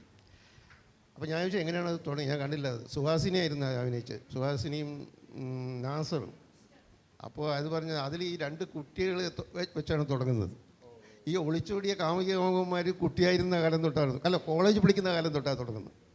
അപ്പോൾ ആ കോളേജിലൊരു പാട്ട് തൊട്ടാണ് തുടങ്ങുന്നത്. കുറേ കൂടി അങ്ങോട്ട് പോയി അത്. അപ്പോൾ അത് ഓരോരുത്തർ അതിൻ്റെ, പക്ഷേ ആ കഥയുടെ ന്യൂക്ലിയസ് അതിനകത്ത് നിലനിർത്തുകയും അതിൻ്റെ പരിചരണത്തിൽ അത് വളരെ വ്യത്യാസം വരുത്തുകയും ഒക്കെ ചെയ്തു. എനിക്ക് ചോദിക്കാനുള്ള സത്യം സാറിനോടാണ്. സാറ് പറഞ്ഞത് നമ്മളെങ്ങനെയാണ് ഒരു കാര്യം പറയുന്നത് എന്നാണ് പറഞ്ഞത് സിനിമയെ സംബന്ധിച്ചിടത്തോളം. പക്ഷേ എനിക്ക് തോന്നിയൊരു പ്രശ്നം, സിനിമയെ സംബന്ധിച്ചിടത്തോളം പറയുകയല്ല, അത് കാണിക്കുകയാണ്. അപ്പോൾ ആ കാണിക്കുന്നതിനകത്ത് കുറച്ച് പ്രശ്നങ്ങളുണ്ട്. അതായത് പിന്നെ എങ്ങനെയാണ് നമ്മളൊരു ഫ്രെയിം കാണിക്കുന്നത്, ഒരു ഷോട്ടിൻ്റെ തന്നെ ഒരു ഫ്രെയിം കാണിക്കുന്നത് എങ്ങനെയാണ്? ഇപ്പോൾ ചർച്ച ചെയ്യുന്ന വാലിബൻ എന്ന് പറഞ്ഞ സിനിമയിൽ അതിൻ്റെ ഓരോ ഫ്രെയിമുകളും നമുക്ക് ഒരുപാട് കാണാനുണ്ട്. നമ്മളെ ആ ഫ്രെയിം വല്ലാതെ പിടിച്ചെടുക്കുന്ന വിധത്തിലാണ് ചെയ്തേക്കുന്നത്. എന്നാൽ അതേസമയം സത്യൻ സാറിൻ്റെ സിനിമയിലെല്ലാം മീഡിയം ഷോട്ടുകളാണ്. ഞാനത് ശ്രദ്ധിച്ചിട്ടുള്ളതാണ്. കാരണം എന്താ വെച്ച് കഴിഞ്ഞാൽ മനുഷ്യരാണ് ഇതിനകത്തെ പ്രധാനം. മനുഷ്യരുടെ ചില കാര്യങ്ങൾ പറയാൻ വേണ്ടിയാണ് സാറ് സിനിമ എടുക്കുന്നത്. അപ്പോൾ എൻ്റെ ഒരു പ്രശ്നം ഇതാണ്, സാറ് ഒരു ഷോട്ട് കാണിക്കാൻ വേണ്ടി അല്ലെങ്കിൽ പറയാൻ വേണ്ടി, അത് കാണിക്കാൻ വേണ്ടി എന്ത് തയ്യാറെടുപ്പാണ്? അതായത് എങ്ങനെയായിരിക്കണം അതിൻ്റെ പശ്ചാത്തലത്തിൽ കാര്യങ്ങൾ, മറ്റു കാര്യങ്ങൾ എന്നൊക്കെ പറയുന്നതിൻ്റെ കൂട്ട്, അപ്പോൾ പ്രേക്ഷകർ ഇതിൽ നിന്ന് അല്ലെ കാഴ്ചക്കാർ ഇതിൽ നിന്ന് എന്താണ് അനുഭവിക്കേണ്ടത് എന്നുള്ള തയ്യാറെടുപ്പ് എന്താണ് സാർ നടത്തുന്നത്? അതിനുവേണ്ടി ഇപ്പം വീട് കാണിക്കുന്നു, മനുഷ്യരെ കാണിക്കുന്നു, മറ്റ് പല കാര്യങ്ങളും കാണിക്കുമ്പോൾ അതിനുവേണ്ടി നടത്തുന്ന തയ്യാറെടുപ്പ് എന്താണ്? അല്ല, തയ്യാറെടുപ്പ് പ്രധാനമായിട്ടും നമ്മളെ ഇൻസ്പയർ ചെയ്യുന്നത് ആ സീക്വൻസ് തന്നെയാണ്. നമ്മൾ എന്താണ് പറയാൻ ഉദ്ദേശിക്കുന്നത്. ഇപ്പം അതിൻ്റെ വിഷ്വൽ ബ്യൂട്ടി എന്ന് പറയുന്നത് ആവശ്യം തന്നെയാണെങ്കിൽ പോലും നമ്മളൊരു വിഷയമാണല്ലോ പറയുന്നത്. നമ്മൾ മുന്നിലിരിക്കുന്ന ഓഡിയൻസിൻ്റെ അടുത്ത് ഒരു സബ്ജക്റ്റ് പ്രസൻറ്റ് ചെയ്യുകയാണ്. അപ്പോൾ അതെങ്ങനെ എഫക്റ്റീവായിട്ട് കൊടുക്കാം എന്നുള്ളതാണ് നമ്മൾ ആദ്യം ചിന്തിക്കുന്നത്.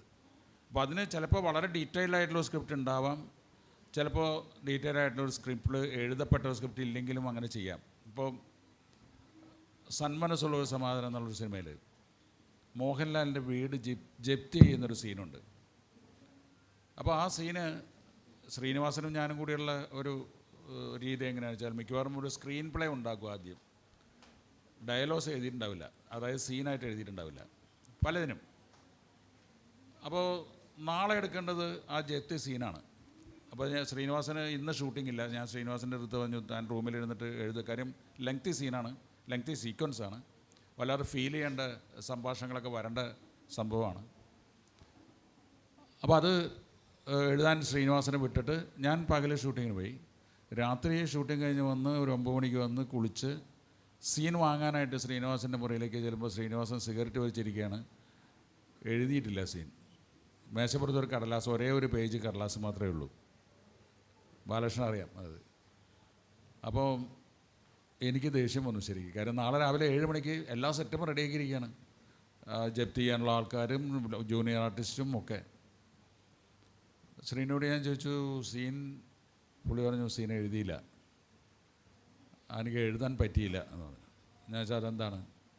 എഴുതാൻ വേണ്ടിയിട്ടുള്ള ഡയലോഗ്സ് 2-3 ഞാൻ കുറിച്ച് വെച്ചു.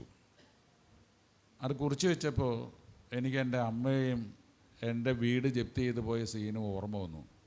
അതുകൊണ്ട് എനിക്ക് എഴുതാൻ പറ്റിയില്ല. അപ്പോൾ ഞാൻ ആ കടലാസ് നോക്കിയപ്പോൾ ആ കടലാസിൽ 3-4 ഡയലോഗ്സ് നോട്ട് ചെയ്ത് വെച്ചിട്ടുണ്ട്. എഴുതിയിട്ടില്ല, അല്ല എഴുതിച്ചാൽ ജസ്റ്റ് ഡയലോഗ് ചേർക്കാൻ വേണ്ടിയിട്ട്. ആ കടലാസ് വായിച്ചിട്ട് എൻ്റെ കണ്ണ് നിറഞ്ഞു പോയി. ആ 4 വാചകങ്ങൾ വായിച്ചിട്ട് എൻ്റെ കണ്ണ് നിറഞ്ഞു പോയി. ഞാൻ ശ്രീനിവാസൻ്റെ അടുത്ത് പറഞ്ഞു, ശ്രീനി എഴുതണ്ട, ഞാൻ നാളെ ഇത് പിക്ചറൈസ് ചെയ്തോളാം. അത് കാലത്തോട്ട് വൈകുന്നേരം 6 മണി വരെ ഷൂട്ട് ചെയ്യേണ്ടി വന്നു. കാര്യം അതിൻ്റെ സീക്വൻസുകൾ മുഴുവൻ എൻ്റെ മനസ്സിൽ, അതിൻ്റെ സന്ദർഭം മുഴുവൻ എൻ്റെ മനസ്സിൽ നിറഞ്ഞു. ശ്രീനി എഴുതി വെച്ചിരിക്കുന്നത് അമ്മ മോഹൻലാലിനോട് പറയുന്നതാണ്, കടക്കാർ ഇല്ലാത്ത ഏതെങ്കിലും നാട്ടിലേക്ക് നമുക്ക് പോകാൻ മോനെ. അപ്പോൾ ശ്രീനി പറഞ്ഞു ഇത് എൻ്റെ അമ്മ എന്നോട് പറഞ്ഞിട്ടുള്ള ഡയലോഗാണ്. പിന്നെ പറമ്പ് കളിക്കാൻ വരുന്നവരോട് അച്ഛനെ സംസ്കരിച്ച സ്ഥലമുണ്ട്, അവിടെ കളിക്കരുതെന്ന് പറഞ്ഞപ്പോൾ എപ്പോഴേലും വരുമ്പോൾ ഒന്ന് തൊട്ട് വന്നിക്കാലോ. ഇങ്ങനെ 3-4 ഡയലോഗ്സ് കുറിച്ച് വെച്ചിരിക്കുകയാണ്. അപ്പോൾ ഒരു ഡയറക്ടർക്ക് അത് ഫീൽ ചെയ്താൽ മതി. അത് പിന്നെ പ്രേക്ഷകന് ഫീൽ ചെയ്യിപ്പിക്കേണ്ട ഉത്തരവാദിത്വം നമുക്കാണ്. അത് നമ്മളെങ്ങനെ ഫീൽ ചെയ്യുന്നു എന്നനുസരിച്ചിരിക്കും. പല സീനുകളും ഇമോഷണൽ സീൻസ് ചെയ്യുമ്പോൾ നമ്മളുണ്ടാക്കിയ സീനാണെങ്കിലും നമ്മളതിൽ മുഴുകി പോകാറുണ്ട്. ചില പെർഫോമൻസ് കണ്ട് നമ്മൾ ചിലപ്പോൾ കണ്ണ് നിറഞ്ഞു പോകാറുണ്ട്, കട്ട് പറയാൻ മറന്നു പോകാറുണ്ട്. ചില നമ്മളുണ്ടാക്കിയ തമാശ സീനിൽ സ്ക്രീനിൽ ക്യാമറയുടെ മുമ്പിൽ ചെയ്യുന്ന കണ്ടിട്ട് നമ്മൾ ചിരിച്ചു പോകാറുണ്ട്. മനസ്സിലായില്ലേ? ഇതൊരു ഇൻവോൾവ്മെൻ്റാണ്. അപ്പോൾ ഒരു സംവിധായകന് ഒരു രീതിയുണ്ട്, ആ രീതിയിലൂടെ പോകുന്നതാണ്. അപ്പോൾ വാലിബൻ്റെ ഷോർട്സ് പോലത്തെ ഷോർട്സ് എൻ്റെ സിനിമയിലില്ലാത്തത് ഞാൻ പറയുന്ന വിഷയങ്ങൾ വ്യത്യസ്തമായതുകൊണ്ടാണ്. പിന്നെ പലപ്പോഴും ഇത് അറിയാതെ സംഭവിക്കുന്നതാണ്. ഇതൊന്നും മുൻകൂട്ടി തീരുമാനിച്ചുകൊണ്ട് ഇങ്ങനെ വരച്ച് വെച്ച് ഷോർട്ട് മാർക്ക് ചെയ്ത് അങ്ങനെ ചെയ്യാൻ പറ്റില്ല. ചിലപ്പോൾ നമ്മളെ ഇൻസ്പയർ ചെയ്യുമ്പോൾ ചിലപ്പോൾ കൈ വീശി പോയാലും നമുക്ക് നല്ല ചിലപ്പോൾ ഒരു സീൻ എടുക്കാൻ സാധിച്ചു എന്ന് വരും. ആദ്യം നമ്മളൊരു പ്രേക്ഷകനായി മാറണം. ഫിലിം മേക്കറെ സംബന്ധിച്ചിടത്തോളം ആർക്ക് വേണ്ടിയാണ് സിനിമ ചെയ്യുന്നത് അവരുടെ മുന്നിലിരിക്കുമ്പോൾ, എന്നെ സംബന്ധിച്ചിടത്തോളം എല്ലാ ഫിലിം മേക്കേഴ്സ് അങ്ങനെ ആവണമെന്നില്ല, ഞാൻ ഒരു പ്രേക്ഷകനായിട്ട് മാറുകയും ഞാൻ കാണാൻ ആഗ്രഹിക്കുന്ന ദൃശ്യങ്ങൾ ഞാൻ ചിത്രീകരിക്കുകയാണ് ചെയ്യുന്നത്. അതാണ് ഈ 2 തരം സിനിമകളും തമ്മിലുള്ള വ്യത്യാസം. ഇതിൽ അതിന് കൂട്ടിച്ചേർക്കാവുന്ന ഒരു കാര്യം, ഇപ്പോൾ സത്യം പറഞ്ഞു, അത് സത്യൻ്റെ കൂടെ പ്രവർത്തിച്ച ഒരാളെന്നുള്ള നിലയ്ക്ക് എനിക്കറിയാവുന്നതാണ്. അത് സത്യൻ ഒരിക്കലും ഈ ദൃശ്യഖണ്ഡങ്ങൾ, ഒരു ദൃശ്യപംക്തികളെ അല്ല സത്യൻ സങ്കല്പിക്കുന്നത്. നമ്മളിവിടെ പറഞ്ഞ ഒരു ഇൻഡിവിജ്വലായിട്ടുള്ള ഓരോ ഷോട്ടുകളുടെ ഭംഗിയോ അത്തരം കാര്യങ്ങളല്ല സത്യനെ ഇൻസ്പയർ ചെയ്യാറ്. സത്യൻ അതിൻ്റെ സീൻസാണ് ചെയ്യുന്നത്. അപ്പോൾ ഇത് എഴുതാനിരിക്കുമ്പോൾ പറയാം നല്ല സീൻ, ഇങ്ങനെ കണ്ണ് നിറയുന്ന സീൻ ഉണ്ടാവണം എന്നുള്ള. അതിൽ ശങ്കരാടി പറഞ്ഞ പോലെ ഇത്തിരി പിണ്ണാക്ക് എന്ന് പറഞ്ഞ പോലെ ഇത്തിരി കണ്ണുനീര്, ഇത്തിരി ചിരി, ഇത്തിരി പ്രണയം എന്നൊക്കെ പറഞ്ഞ് അങ്ങനത്തെ ഒരു ഇതിൽ വെച്ചാണ് നമ്മൾ പറയുന്നത്. അപ്പോൾ അതിൽ ഈ ഒറ്റൊറ്റ ഷോട്ടിൻ്റെ അതിൽ പ്രസക്തിയില്ല. ഞങ്ങൾ ചെയ്തിട്ടുള്ള സിനിമകളിലും ഒറ്റൊറ്റ ഷോട്ട് എടുത്തിട്ട് നമുക്ക് പറയാനേ വയ്യ അതിൽ. പക്ഷേ അതിലെ സീൻ നമ്മൾ മനസ്സിൽ കിടക്കും. അതിലെ സീനുകളുണ്ട്. അത് ഇപ്പോൾ ഈ ജപ്തി ചെയ്യുന്ന സീനായാലും മറ്റ് ഓരോ സിനിമകളിലും നമ്മൾ ചെയ്തിട്ടുള്ള മറ്റ് സിനിമകളിലുള്ള സീനായാലും ഒക്കെ അതിൽ ഇൻഡിവിജ്വലായിട്ട് ഷോട്ടുകളല്ല അതിനകത്തുനിന്ന്. ഒരു ഷോട്ട് എടുത്തിട്ട് നമുക്കിത് ആ ഷോട്ട് മനോഹരം എന്ന് പറയാൻ വേണ്ടി പറ്റുകയില്ല. പക്ഷെ അങ്ങനെയുള്ള ഷോട്ടുകൾ ചേർത്ത് വെച്ച് കഴിഞ്ഞാൽ ഒരു സിനിമ ആവുകയില്ല ശരിക്കും. കാരണം ആ സിനിമയ്ക്കകത്ത് നമ്മൾ ആ രീതിയിലാണ് പ്രതീക്ഷിക്കുന്നതെങ്കിൽ അത് നമ്മുടെ ഉള്ളിൽ നമ്മുടെ വികാരങ്ങളുമായിട്ട് അത് സംവദിക്കണം, നമ്മുടെ ഹൃദയവുമായിട്ട് അത് സംവദിക്കണം.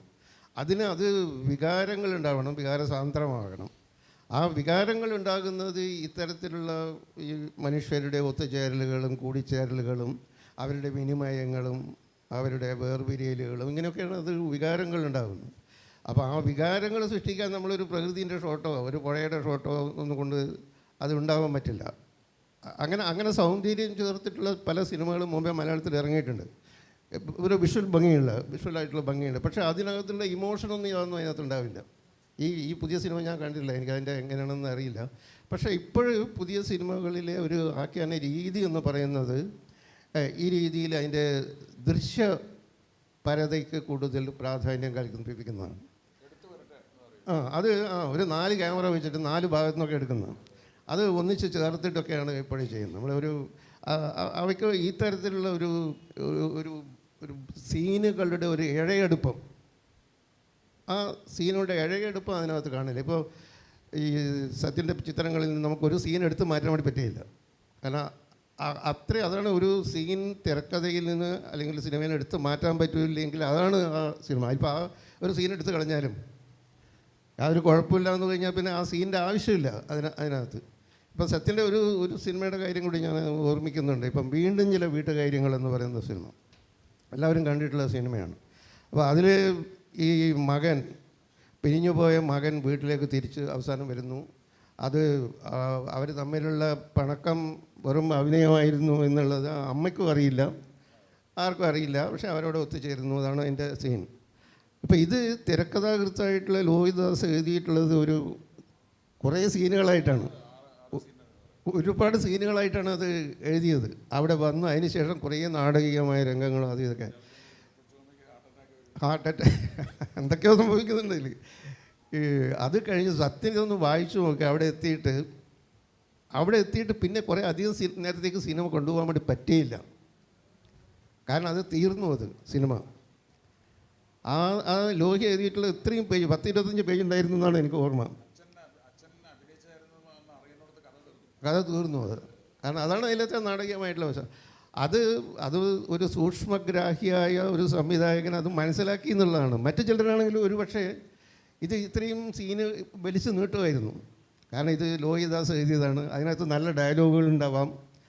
പക്ഷെ അത് പിന്നെ കുറേ കൂടി കരയിക്കാനുള്ള സാധ്യത ഉണ്ടാവാം. അപ്പോൾ അത് സാധാരണഗതിയിൽ ഈ പറഞ്ഞ രീതിയിലുള്ളൊരു സംവിധായകൻ അല്ലെങ്കിൽ അത് മുഴുവനും ചിത്രീകരിച്ചതിന് ശേഷം പിന്നീട് ചിലപ്പോൾ എഡിറ്റിംഗ് ടേബിളിൽ വെച്ചിട്ട് ചിലപ്പോൾ കളയാം. അതല്ലെങ്കിൽ തിയേറ്ററിൽ വെച്ചിട്ട് അവിടെ നിന്ന് എഡിറ്റ് ചെയ്തിട്ട് മാറ്റാം. പക്ഷേ ഈ സത്യനത് ശരി കറക്റ്റായിട്ട് അവിടെ വെച്ചിട്ട് അത് ഷൂട്ട് ചെയ്യാൻ ക്യാമറയുടെ മുമ്പിൽ വെച്ചിട്ട് അത് കട്ട് ചെയ്യുകയും ആ സീനുകൾ മുഴുവൻ എടുത്ത് മാറ്റുകയും അതിൽ അവസാനത്തെ ഒരു ചെറിയൊരു കാര്യം മാത്രം വെച്ചിട്ട് സിനിമ അവസാനിപ്പിക്കുകയും ചെയ്യും. അപ്പോൾ അത് ഒരു ആഖ്യാനത്തിൻ്റെ ഒരു മുറുക്കം, അതിനു വേണ്ടിയിട്ടുള്ള ഒരു ശ്രമം സത്യൻ്റെ ഭാഗത്തു നിന്നുണ്ടാകുന്നുണ്ട്. പ്രത്യേകിച്ചും സിനിമയുടെ അന്ത്യഭാഗം ഒരിക്കലും അനാവശ്യമായിട്ട് നീട്ടരുത് എന്നുള്ളതാണ്. കാരണം അത് കറക്റ്റായിട്ട് ആളുകൾ പ്രതീക്ഷിക്കാത്ത ഒരു സമയത്ത് വെച്ചിട്ട് അത് അവിടെ കൃത്യമായിട്ട് ഇതാക്കണം, അവിടെ ടച്ച് ചെയ്ത് പോകാൻ പാടില്ല എന്നുള്ളതാണ്. ആ രീതിയിലുള്ള ഒരു അനുശീലനം സത്യം തൻ്റെ സിനിമകളിലൊക്കെയും പുലർത്തുന്നുണ്ട്. അതാണ് ഞാൻ പറയുന്നത്, ഒരു പ്രേക്ഷകൻ്റെ ഭാഗത്തുനിന്നും കൂടി നോക്കുന്നുകൊണ്ടാണത്. കാര്യം വീണ്ടും ചില വീട്ടുകാര്യങ്ങളിൽ സംയുക്താർമ്മ ജയറാമിനോട് പറയുമ്പോൾ ഇത് അപ്പൻ നിങ്ങളെ നന്നാക്കാൻ വേണ്ടി ചെയ്ത ഇതായിരുന്നു പറഞ്ഞിടത്തോടുകൂടി ആ കഥ തീർന്നു. പിന്നെ എത്ര പറഞ്ഞ് നീട്ടി വരച്ചാലും അത് കാര്യമില്ല. അതുകൊണ്ടാണ് അടുത്ത സീനിൽ അത് സ്റ്റോപ്പ് ചെയ്യാം എന്ന് വിചാരിച്ചത്. അവർക്ക് ആ സമയത്ത് തോന്നുന്ന ഔചിത്യമാണ്, തോന്നണം. അത് ഒന്നും നമുക്ക് പറയാൻ പറ്റില്ല. നേരത്തെ പറഞ്ഞ പോലെ ഓരോ തോന്നലുകളാണ്. എഴുത്തായാലും ഇപ്പോൾ ആയുസിൻ്റെ പുസ്തകം എന്ന് പറഞ്ഞാൽ എത്രാമത്തെ വയസ്സിലാണ് എഴുതിയത് ബാലകൃഷ്ണൻ? ആയുസിൻ്റെ പുസ്തകം 24, 25, 30 വയസ്സിൽ ആയുസിൻ്റെ പുസ്തകം പോലെ ഒരു കഥ ചിന്തിക്കാൻ തോന്നിയതാണല്ലോ. ഇന്നും അത് ഫ്രഷായിട്ട് നിൽക്കുന്നത് ഓരോ തോന്നലാണ്. അതൊരു വലിയ ഭാഗ്യമാണ്. അതിനെയാണ് ഗിഫ്റ്റ് എന്ന് പറയുന്നത്. ഹലോ. ഓ ആ ആ OTT വന്നല്ലേ?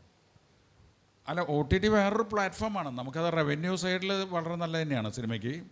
പക്ഷേ ഒരു ഇത് ഗതികേട് വന്നിട്ടുള്ള വെച്ചാൽ OTT പ്ലാറ്റ്ഫോമിൽ സിനിമകൾ വന്നതോടുകൂടിയിട്ട് ഒരുവിധം ഇപ്പോൾ ഫാമിലി സബ്ജക്റ്റുകൾ അല്ലെങ്കിൽ സോഫ്റ്റ് ആയിട്ടുള്ള സബ്ജക്റ്റുകളെല്ലാം അത് നമുക്ക് OTT വരുമ്പോൾ കാണാമെന്ന് വിചാരിക്കുകയും ആ തിയേറ്റർ അതെ പക്ഷെ അത് ഈ OTT വന്നതിൻ്റെ ഒരു പ്രളയത്തിലാണ് ആ ഒരു തോന്നലുണ്ടാവുന്നത്. കുറച്ച് കഴിഞ്ഞാൽ പതുക്കെ അതിപ്പോൾ തന്നെ വന്നു തുടങ്ങി. രണ്ട് കാര്യങ്ങളാണ്. OTT എന്ന് പറയുന്നത് ഒരു മാർക്കറ്റിംഗ് ആണ് അവരുടെ. അപ്പോൾ ആദ്യം തന്നെ വലിയ വില ഓഫർ ചെയ്തിട്ട് ഇവർ പല സിനിമകളും വാങ്ങുകയും 4 ആഴ്ച കഴിഞ്ഞാൽ ഉടനെ ഇത് OTT കൊടുക്കുകയും ചെയ്യുന്ന ഒരു സമ്പ്രദായം വരുന്നതോട് കൂടിയിട്ട് ആളുകൾ മുഴുവൻ ആമസോണും നെറ്റ്ഫ്ലിക്സൊക്കെ സബ്സ്ക്രൈബ് ചെയ്യാൻ തുടങ്ങി. ഒരുവിധം ആളുകളെല്ലാം സബ്സ്ക്രൈബ് ചെയ്ത് കഴിയുമ്പോൾ ഇവരിതിൻ്റെ വില കുറയ്ക്കും. ഇപ്പോൾ വില കുറച്ച് തുടങ്ങി, മനസ്സിലായില്ലേ? ഇപ്പോൾ തിയേറ്ററിൽ പടം റിലീസ് ചെയ്തതിന് ശേഷം മാത്രമേ ഞങ്ങൾ സ്വീകരിക്കുന്നുള്ളൂ എന്നായി. അപ്പോൾ ഈ OTT എന്ന് പറഞ്ഞിട്ടുള്ള ബഹളത്തിൽ വെച്ചിട്ട് ആളുകൾ റിമ്യൂണറേഷൻ കൂട്ടുകയും അങ്ങനെ വലിയ ആ ടൈപ്പ് പടങ്ങൾ ഉണ്ടാക്കുകയും ചെയ്യുന്ന ആൾക്കാർ മുഴുവൻ ഇപ്പോൾ പ്രോബ്ലത്തിലായി. അതായത് ആത്യന്തികമായിട്ട് സിനിമ ഇപ്പോഴും തിയേറ്ററിലേക്കുള്ളത് തന്നെയാണ്. പണ്ട് TV വന്ന സമയത്ത് സാറ്റലൈറ്റ് റൈറ്റും അതിൻ്റെ ഒരു റവന്യൂ ആണെങ്കിൽ തന്നെ TV വന്ന കാരണം ഇനി സിനിമയ്ക്ക് ഭീഷണിയാണെന്നൊക്കെ പറഞ്ഞിരുന്നു. TV വന്ന കാലത്ത് ആദ്യകാലങ്ങളിൽ അങ്ങനെ തന്നെയായിരുന്നു. ഞായറാഴ്ചകളിലൊന്നും തിയേറ്ററിൽ ആളുണ്ടായിരുന്നില്ല. പക്ഷേ ഇന്നത് മാറി. ഇന്ന് നല്ല സിനിമ വന്നാൽ തിയേറ്ററിൽ പോയി കാണാൻ തുടങ്ങി. അതേപോലെ തന്നെ ഞാൻ വിശ്വസിക്കുന്നത് സമീപഭാവി നല്ല കഥകൾ, നല്ല സിനിമകളുണ്ടായാൽ ചെറിയ കഥകളാണെങ്കിൽ പോലും OTTക്ക് വേണ്ടിയിട്ട് ആൾക്കാർ കാത്തിരിക്കാതെ തിയേറ്ററിൽ പോയി കാണാൻ തുടങ്ങുമെന്നാണ്. അതിന് പ്രത്യേകിച്ച് ഗുണം കിട്ടുന്നത് ഈ OTTക്കാർ റേറ്റ് കുറയ്ക്കുന്നതുകൊണ്ട് കൂടിയാണ്. അപ്പോൾ അതുകൊണ്ട് അതിനു വേണ്ടി മാത്രമായിട്ട് സിനിമ എടുക്കുന്ന ഒരു സമ്പ്രദായം മാറും. പ്രേക്ഷകനെ അത് നല്ലതാണ്. ഞാൻ പറഞ്ഞത് ഇതൊന്നും മോശമല്ല. എന്ന് നമുക്ക് OTT വന്നതോടുകൂടിയിട്ട് നമുക്ക് വിരൽത്തുമ്പിൽ നമുക്ക് ഏത് സിനിമകളും കാണാവുന്ന ഒരു അവസ്ഥയിലുണ്ടായി എന്നുള്ളത് നല്ല തന്നെ. അതേസമയം തന്നെ നമുക്ക് നല്ല സിനിമകൾ വരുമ്പോൾ തിയേറ്ററിലേക്ക് പോകാവുന്ന അന്തരീക്ഷം എനിക്ക് തോന്നുന്നു 1 വർഷത്തിനുള്ളിൽ ചിലപ്പോൾ അതിലേക്ക് വന്നേക്കെന്ന് തോന്നുന്നു. കാരണം സിനിമ തിയേറ്ററിലേക്ക് വേണ്ടിയിട്ടുള്ളത് തന്നെയാണ്. അത് നമുക്ക് റീവാച്ചിന് ചിലപ്പോൾ OTT കുറേ കൂടി ഗുണം ചെയ്തെന്ന് വരും. മറ്റ് തിയേറ്ററിൽ പോവാതിരിക്കുകയും തിയേറ്ററിൽ സിനിമ പൊട്ടുകയും അത് OTT കാണാൻ വേണ്ടി ആൾക്കാർ വെയിറ്റ് ചെയ്യുന്ന ഒരു അവസ്ഥ വരുമ്പോഴാണ് അതൊരു സിനിമയ്ക്ക് ദോഷമായി. അങ്ങനത്തെ ഒരു കാലഘട്ടത്തെ കൂടിയാണ് പോയിക്കൊണ്ടിരിക്കുന്നത്. പക്ഷേ അതിന് മാറ്റം വരും. 2 കാര്യങ്ങളാണ്. ഒന്ന്, വലിയ പൊന്നും വില കൊടുത്ത് വാങ്ങുന്ന സമ്പ്രദായം OTTക്കാർ നിർത്തി മലയാള സിനിമകൾ. അപ്പോൾ എന്തുപറ്റി വെച്ചാൽ ആളുകൾ തിയേറ്ററിൽ ഇറങ്ങിയാൽ മാത്രമേ ലാഭം ഉണ്ടാവുള്ളൂ. നമ്മൾ ചെയ്തിരുന്ന ആദ്യത്തെ സിനിമകളൊക്കെ ഇപ്പോൾ നാടോടിക്കാറ്റ് അല്ലെങ്കിൽ തലയണ മന്ത്രം, സന്ദേശം തുടങ്ങിയ സിനിമകളൊക്കെ തിയേറ്ററിൽ ഓടി തന്നെ ലാഭം ഉണ്ടാക്കിയതാണ്. അന്ന് A class, B class, C class എന്ന തിയേറ്റേഴ്സ് ഉണ്ടായിരുന്നു. തൃശ്ശൂർ വരുന്ന സിനിമ അന്തിക്കാട് എത്തണമെങ്കിൽ ഒരു 3 മാസം കഴിയും. അങ്ങനെയായിരുന്നു. ഇന്നിപ്പോൾ ഒരു എല്ലാ സ്ഥലത്തും നല്ല തിയേറ്റേഴ്സാണ്. 200-250 തിയേറ്ററുകളിൽ ഒരേ സമയം റിലീസ് ചെയ്യാണ്. 2 ആഴ്ചയോ 3 ആഴ്ചയോ പടം ഓടിക്കഴിഞ്ഞാൽ പണ്ട് 100 ദിവസം ഓടിയ ഒരു ബെനിഫിറ്റ് കിട്ടുകയാണ്. അല്ലാണ്ട് 100-ാം ദിവസം ആഘോഷങ്ങളൊന്നും ഇപ്പോൾ ഇല്ലാതാവുന്നത് അതുകൊണ്ടാണ്. 3 ആഴ്ച കൂടുമ്പോഴേക്കും ഒരുവിധം ആളുകൾ കണ്ടു കഴിഞ്ഞു. പിന്നെ നേരെ OTTയിലേക്ക് പോകാമെന്നൊരവസ്ഥയിലേക്ക്. അത് കാലത്തിൻ്റെ മാറ്റമാണ്. നമുക്കതിനെതിരെ മുഖം തിരിച്ച് നിൽക്കാൻ സാധിക്കില്ല. Hello sir. ഒരു ഈ ആഖ്യാന രീതി, സിനിമയുടെയും സാഹിത്യത്തിലെ ആഖ്യാന രീതിയെ കുറിച്ചിട്ടാണല്ലോ നമ്മൾ സംസാരിക്കുന്നത്. അപ്പോൾ ഒരു 300 അല്ലെങ്കിൽ 400 പേജുള്ള ഒരു പുസ്തകം അത് സിനിമയാക്കുന്ന സമയത്ത് ഒരു 3 മണിക്കൂറിലേക്ക് ചുരുക്കിക്കൊണ്ടാണ് സിനിമയാക്കുന്നത്. അപ്പോൾ 2 പേരോടും കൂടിയിട്ടുള്ളൊരു ചോദ്യമാണ്, ഈ ഒരു സ്വന്തം കൃതി, ഇപ്പോൾ ബാലകൃഷ്ണ സാറിൻ്റെ ഒരു കൃതി അതൊരു സിനിമയാക്കുന്ന സമയത്ത് അദ്ദേഹത്തിന് ചില ആ സംവിധായകനോ അല്ലെങ്കിൽ അതിൻ്റെ തിരാകൃത്തുള്ള ആളുകൾക്ക് അത്ര ഫ്രീഡം കൊടുക്കാനാകുന്നുണ്ടോ? അല്ല, സ്വന്തം കൃതിയാണ് അന്തിക്കാട് സാർ ചെയ്യുന്നതെന്ന് വരികിൽ അദ്ദേഹത്തിന് പ്രൂട്ടമായ ഫ്രീഡമുണ്ട്. ആ ഫ്രീഡം മറ്റൊരു സാഹിത്യകൃതിയാണ് ചെയ്യുന്നതെങ്കിൽ അത്തരം ഫ്രീഡം കിട്ടുന്നുണ്ടോ? അതേസമയം നോവലിസ്റ്റായിട്ടുള്ള ബാലകൃഷ്ണൻ സാർ അത്ര ഫ്രീഡം കൊടുക്കാൻ പറ്റുന്നുണ്ടോ എന്നുള്ളതാണ്. അല്ല, ഇപ്പോൾ ബാലകൃഷ്ണൻ്റെ ആയാലും ആരുടെ ആയാലും ഒരു കഥ നമ്മൾ സ്വീകരിച്ചാൽ അവിടെ അതിൻ്റെ ഒറിജിനൽ റൈറ്ററുടെ ജോലി തീർന്നു. അയാളെ നിലനിൽക്കുന്ന അയാളുടെ സാഹിത്യമായിട്ട് തന്നെയാണ്. അതിനെ ഒരു സംവിധായകൻ എങ്ങനെ കാണുന്നു എന്നുള്ളത് അയാളുടെ സ്വാതന്ത്ര്യമാണ്.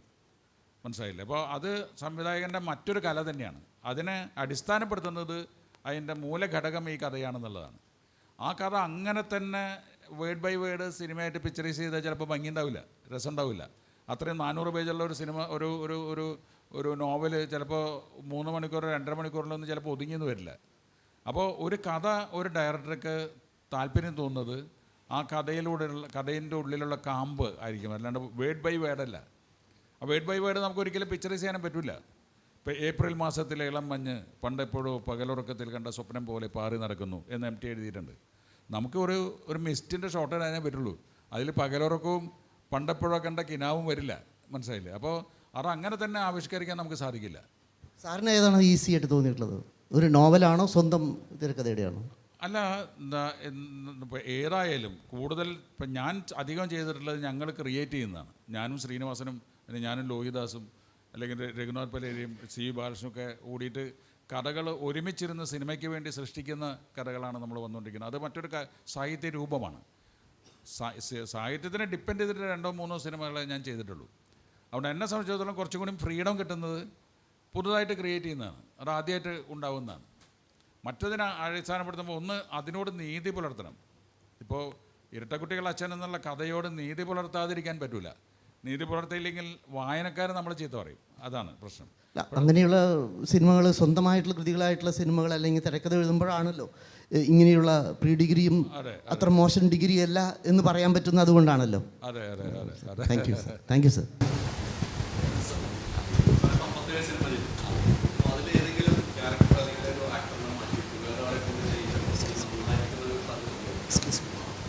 ചെയ്ത് കഴിഞ്ഞ സിനിമകളാണ്. ചെയ്ത് സിനിമകളെ അങ്ങനെ പറ്റി ചിന്തിക്കാതിരിക്കല്ലേ നല്ലത്. ആ ചെയ്ത റോളുകൾ അവർക്ക് ആപ്റ്റാണെന്ന് തോന്നിയിട്ടാണ് നമ്മൾ ചെയ്യിച്ചിട്ടുള്ളത്. അതിന് പകരം ഇന്നാളായിരുന്നെങ്കിൽ എന്ന് എനിക്ക് പിന്നീട് തോന്നിയിട്ട് കാര്യമില്ല. അന്ന് തോന്നുകയാണെങ്കിൽ എനിക്ക് അയാളെ ഇടാമായിരുന്നു. മനസ്സിലായില്ലേ? അത് കാഴ്ചക്കാരന് അത് ഇന്നാളല്ല മറ്റാളായിരുന്നേ നന്നായിരുന്നേന്ന് തോന്നിയാൽ അത് അയാളുടെ ഒരു ടേസ്റ്റാണ്, അതല്ലെങ്കിൽ സംവിധായകൻ്റെ ഒരു കഴിവുകേടാണ്. മനസ്സിലായില്ലേ? അങ്ങനെ പറയാൻ പറ്റില്ല. 57 സിനിമകളിലെ ഏറ്റവും കൂടുതൽ ഇഷ്ടം ഏതാണെന്ന്, ഏറ്റവും കൂടുതൽ വൈകാരികമായി അടുപ്പുള്ളത് TP ബാലഗോപാലൻ MA എന്നുള്ള സിനിമയോടാണെന്ന് ഞാൻ പറയാറുണ്ട്. കാര്യം ആ ഒരു പാറ്റേണിലുള്ള സിനിമകളുടെ തുടക്കം എൻ്റെ ജീവിതത്തിലെ തുടക്കം അതായിരുന്നു. അതിൻ്റെ ഒപ്പം തന്നെ ശ്രീനിവാസൻ എന്ന എഴുത്തുകാരനും മോഹൻലാലും വിപിൻ മോഹനും ഒക്കെ എൻ്റെ കൂടെ ചേർന്ന് ഞങ്ങൾ ഒന്നിച്ച ആദ്യത്തെ സിനിമ TP ബാലഗോപാലൻ MA ആയിരുന്നു. ആ നിലയിൽ അതിനോട് കുറച്ച് കൂടുതൽ ഇഷ്ടമുണ്ട്. കൺക്ലൂഡ് ചെയ്യാവുന്നതാണ് കേട്ടോ നിങ്ങൾക്ക്. കാരണം നമ്മളായിട്ട് സമയം മറ്റ് അടുത്ത സെഷൻ്റെ സമയം കട്ടെടുത്തു എന്ന് പറയണ്ട. ബാലകൃഷ്ണൻ എന്തെങ്കിലും പറഞ്ഞ് ഫിനിഷ് ചെയ്യുകയാണെങ്കിൽ നന്നായി. അല്ല, ഇതിൽ ഇപ്പോൾ അധികം ഒരു ചോദ്യമാണ് ഈ നോവലുകൾ സിനിമയാക്കുന്ന കാര്യം. ഇപ്പോൾ ലോകത്തിലെ പ്രധാനപ്പെട്ട നോവലുകളെല്ലാം സിനിമയായിട്ടുണ്ട്. ഏതാണ്ടെല്ലാം ഡോക്ടർ ശിവാഗോ ഉൾപ്പെടെയുള്ള നോവലുകൾ സിനിമയായിട്ടുണ്ട്. പക്ഷേ അത് സിനിമയുടെ ഒരു സമയപരിധി എപ്പോഴും പ്രധാനമാണ്. ഇപ്പോൾ വാർ ആൻഡ് പീസ് എന്ന് പറയുന്ന നോവൽ സിനിമയാക്കണമെങ്കിൽ 9 മണിക്കൂർ വേണമെന്ന് പറയുന്നു. 9 മണിക്കൂറാണ്. നമ്മളൊക്കെ ഒരു സാധാരണ രീതിയിൽ ഒരു 3 മണിക്കൂർ വരെയാണ് പോകാവുന്നത്. പക്ഷേ 3 മണിക്കൂർ പോലും വളരെ അധികമാണെന്നാണ്, കൂടുതലാണ്, ഇപ്പോഴത്തെ നിലയ്ക്ക് കൂടുതലാണ്. അപ്പോൾ ഇത് ഇത്രയും വലിയൊരു സൊസൈറ്റിയുടെ ഒരു പനോരമയ്ക്ക് വ്യൂ വരുന്ന ഒരു നോവലിനെ നമ്മൾ ഇത്ര 2 മണിക്കൂർ നേരം ഒതുക്കുക എന്നുള്ളതാണ് ആദ്യത്തെ വെല്ലുവിളി. അപ്പോൾ അതിലത്തെ അനാവശ്യമായിട്ടുള്ള ഒരുപാട് കാര്യങ്ങൾ അതിൽ നിന്ന് ഒഴിവാക്കണം. ഇപ്പോൾ പദർ പഞ്ചാലിയുടെ ഉദാഹരണം പറഞ്ഞാൽ, പദർ പഞ്ചാലി ഒരു വലിയ പുസ്തകമാണ്. 350-ലധികം കഥാപാത്രങ്ങളുള്ള ഒരു നോവലാണ് പദർ പാഞ്ചാലി. അതിൽ സത്യജിത്രയുടെ സിനിമയിലുള്ളത് വെറും 26 കഥാപാത്രങ്ങളാണ്. ആ 26 കഥാപാത്രങ്ങളിൽ തന്നെ ഈ കുറേ സീനുകളിൽ വരുന്ന കഥാപാത്രങ്ങൾ വിരലിലുണ്ടാവുന്ന 4-5 മാത്രമേ ഉള്ളൂ. ബാക്കിയുള്ളവരൊക്കെ ഇങ്ങനെ വന്നു പോവാണ് ഈ കടയിലും അവരിലൊക്കെ. അപ്പം ബാക്കിയുള്ളതൊക്കെ അതിൽ നിന്ന് ഒഴിവാക്കിയിട്ടാണ് അദ്ദേഹം അത് ചെയ്തിട്ടുള്ളത്. ഇപ്പോൾ സാഹിത്യകൃതികൾ സിനിമയാക്കുമ്പോൾ ഈ സത്യജിത്ത് തന്നെ പല സിനിമകൾ, ടാഗോറിൻ്റെ പല കൃതികളും ചാരുലത ഉൾപ്പെടെയുള്ള കൃതികൾ സിനിമയാക്കി, ഗരേ ബൈരേ സിനിമയാക്കി. ആ സമയത്തൊക്കെ അദ്ദേഹം അതിൽ നിന്ന് തനിക്ക് ആവശ്യമുള്ള സാധനങ്ങൾ മാത്രമാണ് എടുത്തിട്ടുള്ളത്. എന്നിട്ട് മാത്രമല്ല അതിനൊരു സിനിമാറ്റിക് സ്ട്രക്ചർ കൊടുക്കുകയും ചെയ്തു. അതാണ് അതിൻ്റെ ഏറ്റവും പ്രധാനപ്പെട്ട കാര്യം. സിനിമാറ്റിക് സ്ട്രക്ചർ അതിന് കൊടുത്തു.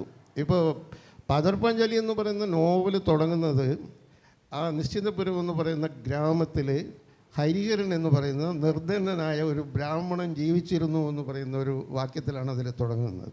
പിന്നീട് അയാളുടെ സാഹചര്യങ്ങൾ വിവരിച്ചു പോകുന്നു. അത് നമ്മൾ സിനിമ എടുത്തു നോക്കിയാൽ എന്താണ്, സിനിമയിൽ ഹരിഹരൻ വരുന്നത് എത്രയോ സീനുകൾ കഴിഞ്ഞതിന് ശേഷമാണ്. കാരണം ഒരു സ്ത്രീ അടുത്ത വീടിൻ്റെ ടെറസിൻ്റെ മുകളിലൂടെ ഇങ്ങനെ നടന്നു പോകുന്ന ഒരു പാനിങ് ഷോട്ടിലാണ് ആ സിനിമ തുടങ്ങുന്നത്. അന്നേരം അവരൊരു ശബ്ദം കേൾക്കുന്നു, ശബ്ദം കേട്ട് അതിൻ്റെ നേർക്ക് തിരിയുന്നു. അപ്പോൾ അവരുടെ ഈ പഴത്തോട്ടത്തിൽ ആ പെൺകുട്ടി ദുർഗ വന്നിട്ട് മോഷ്ടിക്കുന്നതാണ് എന്ന് പറഞ്ഞിട്ട് അവളെ വഴക്ക് പറയുന്നു. ഇതെങ്ങനെയാണ് അത് തുടങ്ങുന്നത്? ഹരിഹരൻ വരുന്നത് എത്രയോ കഴിഞ്ഞിട്ടാണ് ഹരിഹരൻ വരുന്നത്. ഇവരുടെ ഈ ഇത് കുടുംബസ്ഥിതിയും അതെല്ലാം പറഞ്ഞതിന് ശേഷമാണ് വരുന്നത്. അപ്പോൾ അത് അധികം അതിന് പ്രത്യേകമായിട്ടുള്ളൊരു സിനിമാറ്റിക് സ്ട്രക്ചർ അതിന് ഉണ്ടാക്കി, ഈ നോവലിൽ നിന്ന് വ്യത്യസ്തമായിട്ടുള്ള. ഇപ്പം നോവൽ നല്ലതാണ്, അതിനകത്ത് നോവലിനെ പറ്റി യാതൊരു ആക്ഷേപമില്ല, അത് നല്ലതായതുകൊണ്ടാണല്ലോ സത്യത്തെ സിനിമയ്ക്ക് വേണ്ടി എടുത്തത്. പക്ഷേ അതിൽ നിന്ന് ഇപ്പം ഞാൻ മറ്റൊരു ഉദാഹരണം പറഞ്ഞാൽ ഈ ചാരുലത എന്ന് പറയുന്ന നഷ്ടനീട് എന്ന് പറയുന്ന നോവലറ്റാണ് അത് ശരിക്കും. ആ നോവലറ്റിൽ നിന്ന് ചാരുലത എന്ന് പറയുന്ന സിനിമ ഉണ്ടാക്കിയത് ലോകത്തിലെ വലിയൊരു അത്ഭുതമാണ് ശരിക്കും പറഞ്ഞാൽ. കാരണം അത് ആ നോവലും വായിച്ചിട്ട് ഈ സിനിമയും കണ്ടു കഴിഞ്ഞാൽ ഇതിൽ നിന്ന് എങ്ങനെയാണ് സത്യജിത്ത് ഇങ്ങനെ ഒരു സിനിമ ഉണ്ടാക്കിയത് നമ്മൾ അത്ഭുതപ്പെട്ടു. അപ്പോൾ അതാണ് രണ്ട് ക്രാഫ്റ്റ്. അതിനകത്തെ ആഖ്യാന രീതി വ്യത്യസ്തമാണ്, ടാഗോറിൻ്റെ ആഖ്യാന രീതി അത് മികച്ചതാണ്. പക്ഷെ അതിൽ നിന്ന് സത്യജിത്ത് തൻ്റേതായ രീതിയിൽ സിനിമയ്ക്ക് പറ്റുന്ന വേറൊരു ആഖ്യാന രീതി ഉണ്ടാക്കിയെടുത്തു എന്നുള്ളതാണ്. അത് രണ്ടും വ്യത്യസ്തമാണ്, ഭിന്നമാണ്.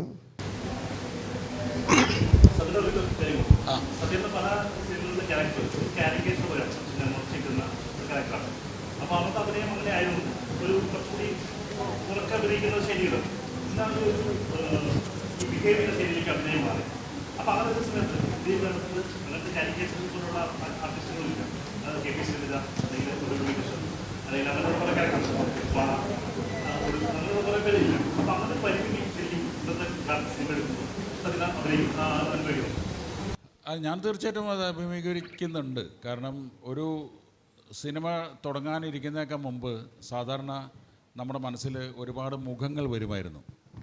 ഒരു വീട്, ശങ്കരാടി, ഒടുവിൽ ഉണ്ണികൃഷ്ണൻ, ലളിത ചേച്ചി, കുതിരാട്ട പപ്പു, അല്ലെങ്കിൽ നെടുപടി വേണു, ഇന്നസെൻ്റ്, മാമുക്കോയ, ഇവരുടെയൊക്കെ മുഖങ്ങൾ വരും. അപ്പോൾ നമുക്ക് പെട്ടെന്ന് ഒരു പഞ്ചായത്ത് പ്രസിഡന്റ് പെട്ടെന്ന് ശങ്കരാടി ചേട്ടൻ്റെ മുഖം മനസ്സിൽ വരും, അല്ലെങ്കിൽ ഒരു ക്ലീനർ മാമുക്കോയായിട്ട് തോന്നും. ഇപ്പോൾ ഉള്ളൊരു ഗതികേടെന്ന് വെച്ചാൽ ഒരാളുടെ മുഖം വരുന്നില്ല മനസ്സിൽ. കാര്യം വെച്ചാൽ ഒരു കഥാപാത്രം ചെയ്യാനിരിക്കുമ്പോൾ കഥാപാത്രമായിട്ട് തന്നെ കാണേണ്ടി വരികയാണ്. എന്നിട്ട് അതിനനുസരിച്ച് ആളെ നമ്മൾ കണ്ടെത്തേണ്ടി വരികയാണ്. അത് നമ്മൾ ഇത്രയും നാൾ പരിചയിച്ച് കഴിഞ്ഞാൽ ഒരു ശീലം കൊണ്ട് ഉണ്ടാക്കിയിട്ടുള്ളതാണ്. അപ്പോൾ അത് തീർച്ചയായിട്ടും കാരിക്കേച്ചർ എന്നുള്ളതിനേക്കാൾ കൂടുതലായിട്ട് നല്ല സ്വഭാവ നടന്മാരുടെ ഒരു അഭാവം നമുക്ക് പുതിയ തലമുറയിൽ ധാരാളം നല്ല നടന്മാരുണ്ട് കേട്ടോ, നടികളുണ്ട്. പക്ഷേ ഈ കണ്ട് ശീലിച്ച മുഖങ്ങളില്ലേ, ഇപ്പോൾ ചില കഥാപാത്രങ്ങൾക്ക് ചില ആളുകൾ മാത്രമേ പറ്റുള്ളൂ എന്ന് തോന്നും. ഇപ്പോൾ കുമാരപിള്ള സാർ എന്ന് പറഞ്ഞ സന്ദേശത്തിലെ രാഷ്ട്രീയ താത്വികാചാര്യൻ ശങ്കരാടിയല്ലാതെ വേറെ ആളെ സങ്കല്പിക്കാൻ പറ്റുന്നില്ല. എന്തുകൊണ്ടാണ് ഈ ഇരുചേരികളും എന്താണ് പ്രഥമദൃഷ്ട്യാ ഇരുചേരികളായിരുന്നെങ്കിലും അവർ തമ്മിലുള്ള അന്തർധാര ഇതായിരുന്നു എന്ന് പറയുന്നതെങ്കിൽ ശങ്കരാടിയുടെ ശബ്ദമാണ് നമ്മളെ. അല്ല, അതിൽ മറ്റേ ഇന്നസെന്റിന്റെ കഥാപാത്രം, അതെ, യശ്വന്ത് സഹായി എന്ന് പറയുന്നത് അത് ഇന്നസെന്റിനെ മാത്രമേ സങ്കല്പിക്കാൻ പറ്റും. ഞാൻ അതേപോലെ ഹിന്ദി അറിയുന്ന ആരും നമ്മുടെ നാട്ടിൽ ഇല്ലേന്ന് ചോദിക്കുന്ന, പാർട്ടിയിൽ ഇല്ലേന്ന് ചോദിക്കുന്ന കഥാപാത്രം മാമുക്കോയുടെ. അതൊക്കെ മാമുക്കോയായിട്ട് സംഭവിക്കും. വിദ്യാഭ്യാസമുള്ള ആരും നമ്മുടെ പാർട്ടിയിലില്ലേ? വിദ്യാഭ്യാസമുള്ള ഞാൻ വേറൊരു സംഗതി ഒരു ഈ വീക്കെൻഡിനെ പറ്റി പറഞ്ഞ് തുടങ്ങിയതുകൊണ്ട് വീക്കെൻഡിൽ തന്നെ പറഞ്ഞ് അവസാനിപ്പിക്കാമെന്നാണ്. ചില വാചകങ്ങൾ നമ്മുടെ വിഷ്വൽസിനേക്കാൾ ഇമ്പാക്റ്റ് ഉണ്ടാക്കാറുണ്ട്. ചില വരികൾ വിഷ്വൽസിനേക്കാളും ഇമ്പാക്റ്റ്. അതിൻ്റെ ഉദാഹരണം ഈ അപ്പുണ്ണി എന്നുള്ള സിനിമയിൽ ലാസ്റ്റ് കല്യാണപ്പന്തലിൽ വരൻ എത്താൻ വൈകി, മോഹൻലാലിൻ്റെ കഥാപാത്രം എത്താൻ വൈകി. അപ്പം നെട്ടോട്ടോടി എല്ലാവരും ഇയാളെ കാണാനില്ല, വരനെ കാണാനില്ല, അയാളെ വീട്ടിൽ നിന്നപ്പോൾ അവിടെ ഇല്ല. അങ്ങനെ മൊത്തത്തിൽ കല്യാണം കലങ്ങുന്ന അവസ്ഥയിൽ വീക്കെൻഡ് എഴുതിയിരിക്കുന്നത്. അപ്പോൾ എല്ലാവരും പന്തലാകെ ശോകമുഖമായി അയ്യപ്പൻ നായർ തേടി വന്ന് ഇവിടെ വരുന്നു. പകർത്തി എഴുതാത്ത ഒരു 14 വരി കവിത പോലെ അമ്മ പുറത്തു വന്നു. എന്നാണ് വാചകം. അതാലോചിച്ച് നോക്കിയാൽ നിങ്ങൾ, വെട്ടലും തിരുത്തലും കൺമഷിയും കണ്ണീരും തലമുടിയൊക്കെ പകർത്തി എഴുതാത്ത ഒരു 14 വരി കവിത പോലെ അമ്മ പുറത്തു വന്നു. അതിലൊരു വിഷ്വലുണ്ടല്ലോ ഗംഭീരമായിട്ടുള്ള. അപ്പോൾ രണ്ടും എല്ലാം അപാരമാണ്. എഴുത്തുകാരും സി ബാലകൃഷ്ണൻ്റെ തോട്ട്സും ബാക്കി ഒരു ഡയറക്ടറുടെ വിഷ്വൽസും ഒക്കെ എല്ലാം വളരെ ഗംഭീരമായ സംഗതികളാണ്. Thank you very much. Thank you sir.